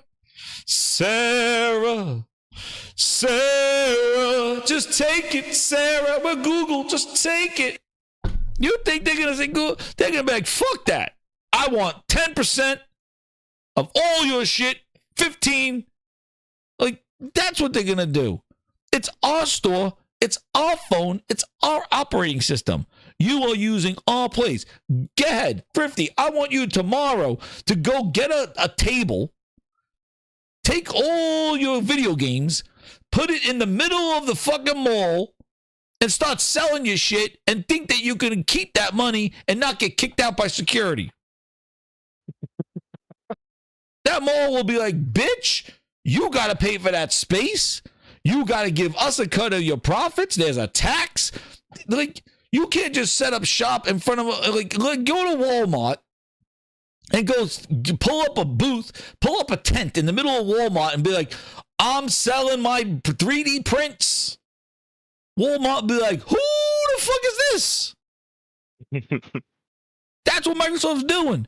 They think they can just walk into the Google Play Store, put up a fucking tent, and start selling $60, $70 Xbox games and subscriptions, and nobody should bat an eye. You can't do that anywhere. You need a license. Even if you put up a stand in a parking lot of a supermarket and start selling shit, Mr. ShopRite's gonna come out there and get the fuck out of my thing. Nobody, you can't do that. No, I'm selling my stuff. I'm gonna make all profits. It's like, excuse me? You're gonna pay for that space. But Microsoft thinks like, oh, we're just $1 trillion, and then also they're not even like a startup company. It's not even like they're like, oh, we're just a Kickstarter. You're $1 trillion company trying to weasel your fucking way in like nobody should know. They're coming in like the 3-ring circus with 3 fucking tents and a bearded lady and a goddamn lion tamer, and they're walking in there going, nobody's gonna know us. We're just gonna slip right in here and start selling tickets. You're a $3 trillion company. People see you shit when you walk. They're seeing you walk. They see you from a mile away. You're a fat bastard. All the way down the street, they can smell your ass. You're not sneaking around nowhere, Sarah Bond and Phil Spencer. You're a big, fat $3 trillion company. You're not sneaking in no fucking back doors. Especially when it's Google. They know about fat bastards trying to sneak in back doors. You're not going to do it. You're $3 trillion. Oh, we'll just set up a 3-ring circus. Fucking elephants, the bearded lady, the fire eater. But don't mind us. We're just going to sell the tickets and we'll be gone. And we're just going to make our money. Nobody's going to take a cut from us. That's what they've been trying to do. And they're like, oh, but we just want to give the love of the circus. We just want to give the love of our games.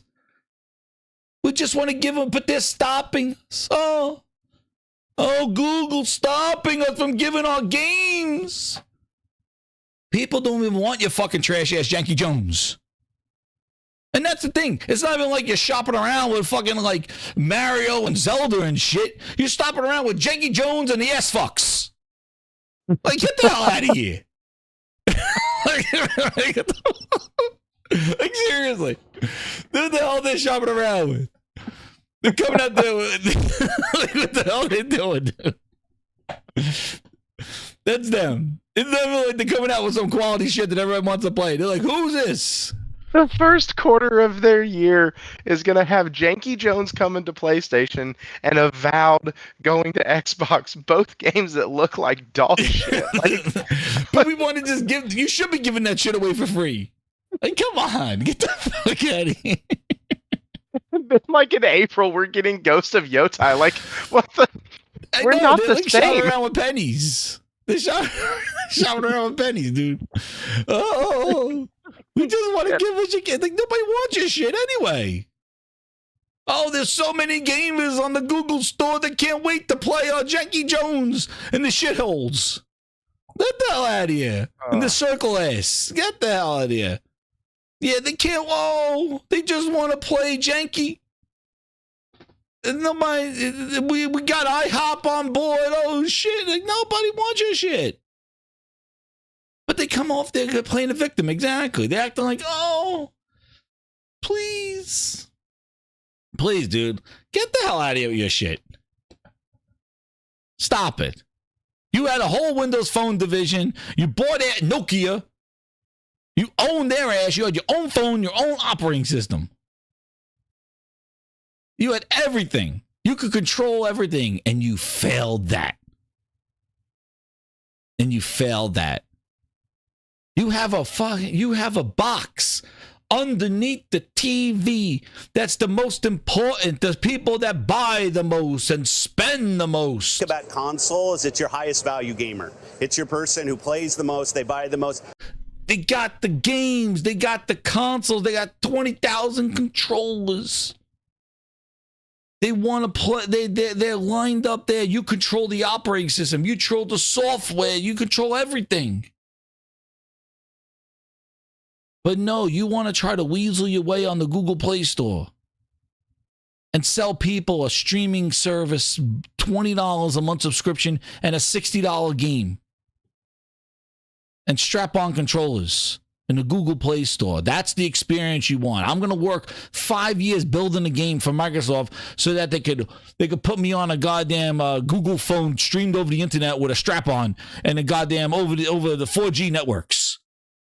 I'm going to be sitting there drawing hairs on the goddamn bootleg Joel's face and Craig. Oh, I got to make sure every hair looks perfect. Who gives a shit when you're playing on a 5-inch screen streamed over the internet with 4G with a strap-on that's lagging? Like, what kind of game developer? That would inspire you as a game developer to know that Microsoft wants to put your game in the worst possible experience as possible? Like, what kind of pride do you have in your artistry to knowing that your game, they want to slap your game onto any goddamn thing with a screen? Like, come on. And that's the thing that gets me the most is that it feels like that they either don't have pride in it or they're not allowed to have pride in it because just shovel it out. Like, get rid of it, get it gone, get it in Game Pass, and let's move on. It doesn't even matter. It feels like that's the crazy part about this, because we had the one game that we know that they thought was a success all the way across the board. The studio got shut down. I don't get it. I don't understand it. But you have a game like Starfield that was ridiculed. It was crap. It was junk. It was this. It was that. The DLC came out. It was even worse. And yet nothing happens. Nobody talks about it. Nobody says anything. So it's like, if you can't even properly grade your own studios, how in the heck is your player base supposed to be able to look at anything you do with any amount of certainty and go, hey, it's going to be okay, don't worry, they know how to spot quality, when the one quality studio you had got shut the fuck down? Yeah. And so, like, it just doesn't make any sense. They keep sending all of these signals that they either don't care or that they're lazy or both. And their player base, these people, I don't get it. I saw somebody posted earlier that, like, they thought that Xbox was laying low this year to set up for a big pounce on PlayStation next year or some shit. I'm like, dude, God. Like that was supposed to be this year. Like, PlayStation gave you a down year, and they didn't do jack with it. Yeah, exactly. Like, this was supposed to be their year, Jez. Yeah. How many times did we hear last year that this is our year? This is our year. We got it worked out. We got the pipeline. Phil Spencer comes out. Yeah, we got to do work in the area of getting people good games. That's been one of the knocks against us. Well, I wouldn't say always. No, Phil. No, it has been. That's been one of the knocks, and you have to do better. And he acknowledged that. And then he sideskirted the question about the Game Pass numbers. But he at least acknowledged that they had to get better, and this was supposed to be that year. And then nothing. Oh, man. Nothing Thrifty, except you just a bunch of transitioned shit. me wonderfully into, I don't know how to do Boomstick Man. I don't know how you keep it up, man. How you keep going. You just said year after year, dude. Ubisoft, there he is, 2021. Almost a year to the day. He goes, December. He goes, Ubisoft confirmed, he goes, Xbox Game Pass in 2022 is stacked. He goes, Xbox first party is stacked into January 2022. Rumors suggest big announcements. Dude, Xbox first party is stacked 2022. 2022 August, Xbox is stacked first half of 2023. What is expected for the second half? Now he goes again, March 15th. Xbox Game Studios lineup in 2024 is stacked. But Games Media is reporting that Xbox is going third party. And now here we come to November. Xbox Game Studios is stacked. First party bang is in 2025. It could be the biggest Xbox lineup in years. Oh, shit. Oh, no! The Claymore's just that stack of shit. Oh, and Psychonauts 2. No, not like this. Not like this. Hey, Jeff, I'm a bounce out, man. Thanks for letting me come on, dude. My voice is going, so I gotta go. All right, man. But yeah, it was stacked. But just like what Thrifty said, they're stacked every year. Stack. Grindhouse. Megaton combos. But shout out to Thrifty. Thanks for coming in. Happy Thanksgiving, man, on that one. But my goodness, Grindhouse, you've hit all the goals for today. Man, you hit the chats and stuff like that. I'm playing my songs. Grindhouse, I want to thank you for a wonderful, wonderful GrindsGiving. It was funny as hell, man. I had a blast. I was laughing. Shout out to Thrifty. Nah, Thrifty don't do that. Gifted Gaming Grindhouse member from Thrifty. Thank you so much. Oh my goodness. And he gave it to Swallow Pony Juice. Oh my goodness. What a way to end on that one. But yeah, like I just, hey, it is what it is. I just don't, I like I said before, the stacked and all this other stuff, like it's I don't know. I don't know what's going on. Delayed, not delayed. But speaking of Janky Jones and the IHOP breakfast, we got a great 2 songs for you. Grinders, hit that like button, share it out. And if you're in the U.S., have a wonderful and happy Thanksgiving as we roll through the songs that you got today. Brand new music. Janky Jones and the Great Ass. Here we go.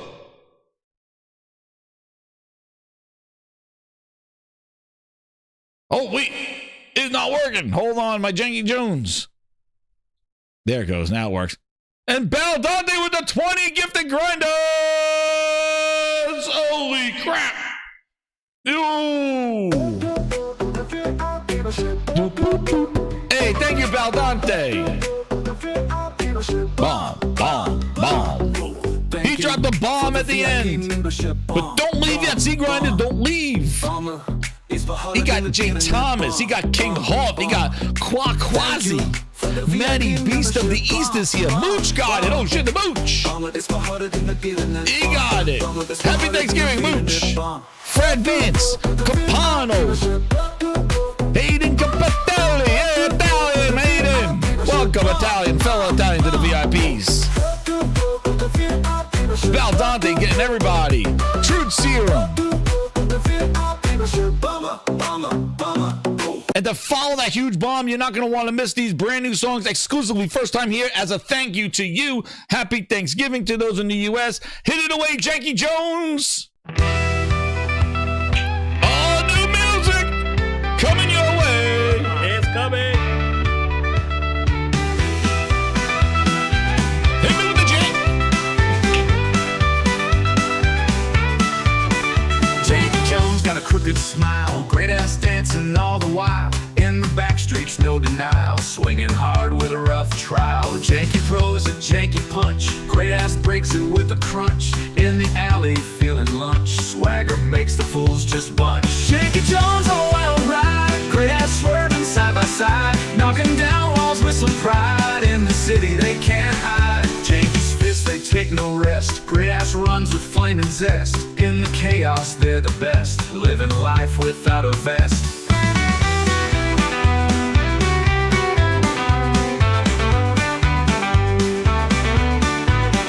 No control, they're flying high, taking risks beneath the sky. Every moment on the fly, laughing loud, they never cry. Janky Jones on a wild ride, great ass swerving side by side, knocking down walls with some pride. In the city, they can't hide.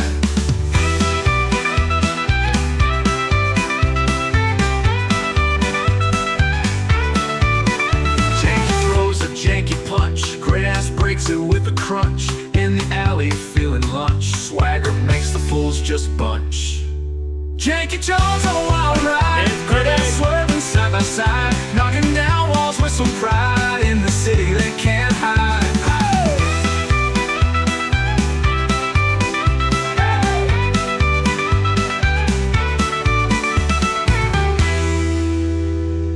And what else, Grinders? What else would it be a Thanksgiving without Phil Ness? Oh yeah, some sly Phil Ness. Open up a box and there's a brand new PS5. Locked in like a fox as if I'm playing Astrobot. Grinding in my seat when all of a sudden there's a knock at the door. Uh-oh, who could it be? In walks the greatest with a mind like the Matrix.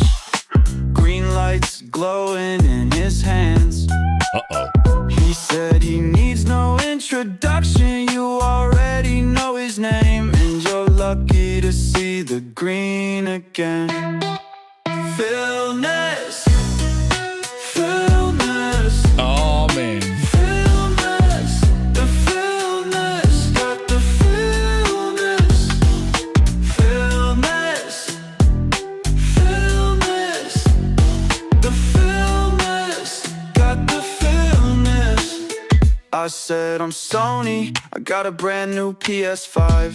He said, you're so phony, man, I need to revise. Sony surprised you with the fill because you missed me. And it would have been such a waste to not be filthy and filthy. Put down the games and he took away my controller. Tune in his name and it's a life full of color. I fill up with fun, laughing until I explode. Oh dear, I'm finally Phil. Oh no. Phil Ness, Phil Ness, the Phil Ness, got the Phil Ness, got the Phil Ness, Phil Ness, Phil Ness, Phil Ness, the Phil Ness, got the Phil Ness. Damn.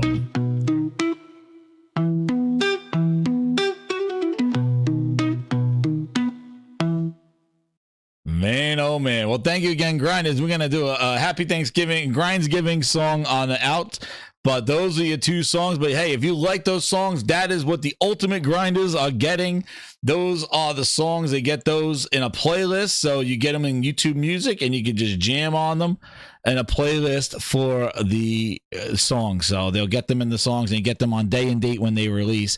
But those are the two songs that we got today. For thank you again for all the super chats and the members and everything. But yeah, if you got a VIP, you want Ultimate Grinder, you get those songs. Some of them even have videos. I make videos with them as well when I create them. So, yep. So those are a couple of songs. And Grinders, here's another special one. Happy GrindsGiving!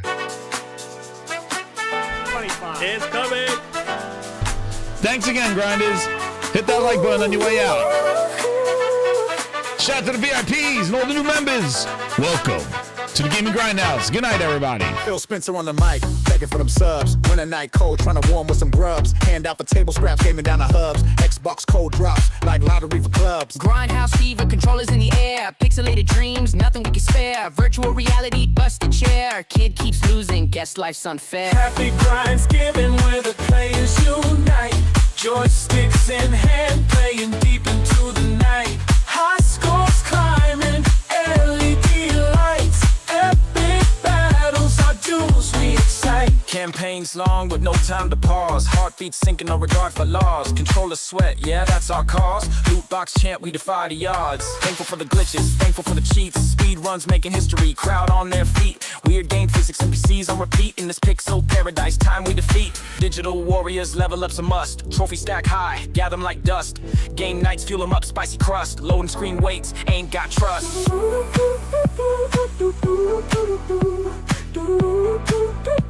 Xbox, no. Build that. Well,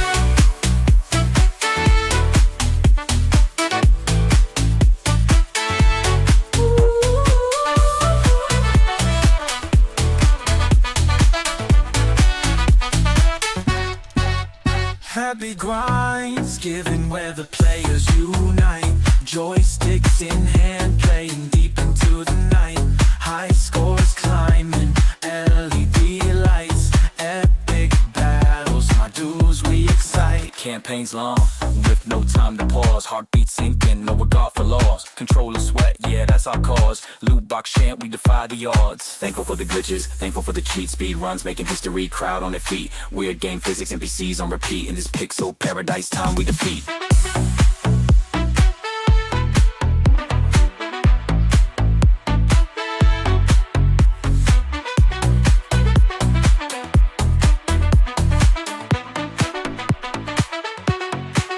Digital warriors, level up's a must. Trophies stack high, gather them like dust. Game nights, fuel them up, like spicy crust. Loading screen waits, ain't got trust.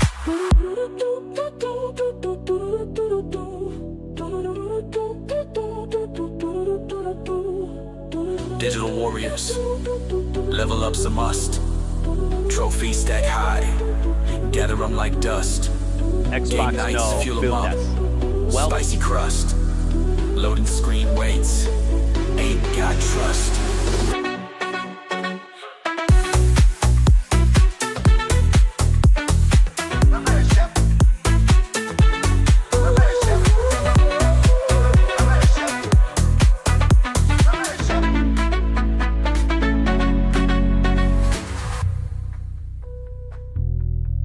Good night, Grinders. Thank you again. Happy GrindsGiving. Talk to everyone later. Good night.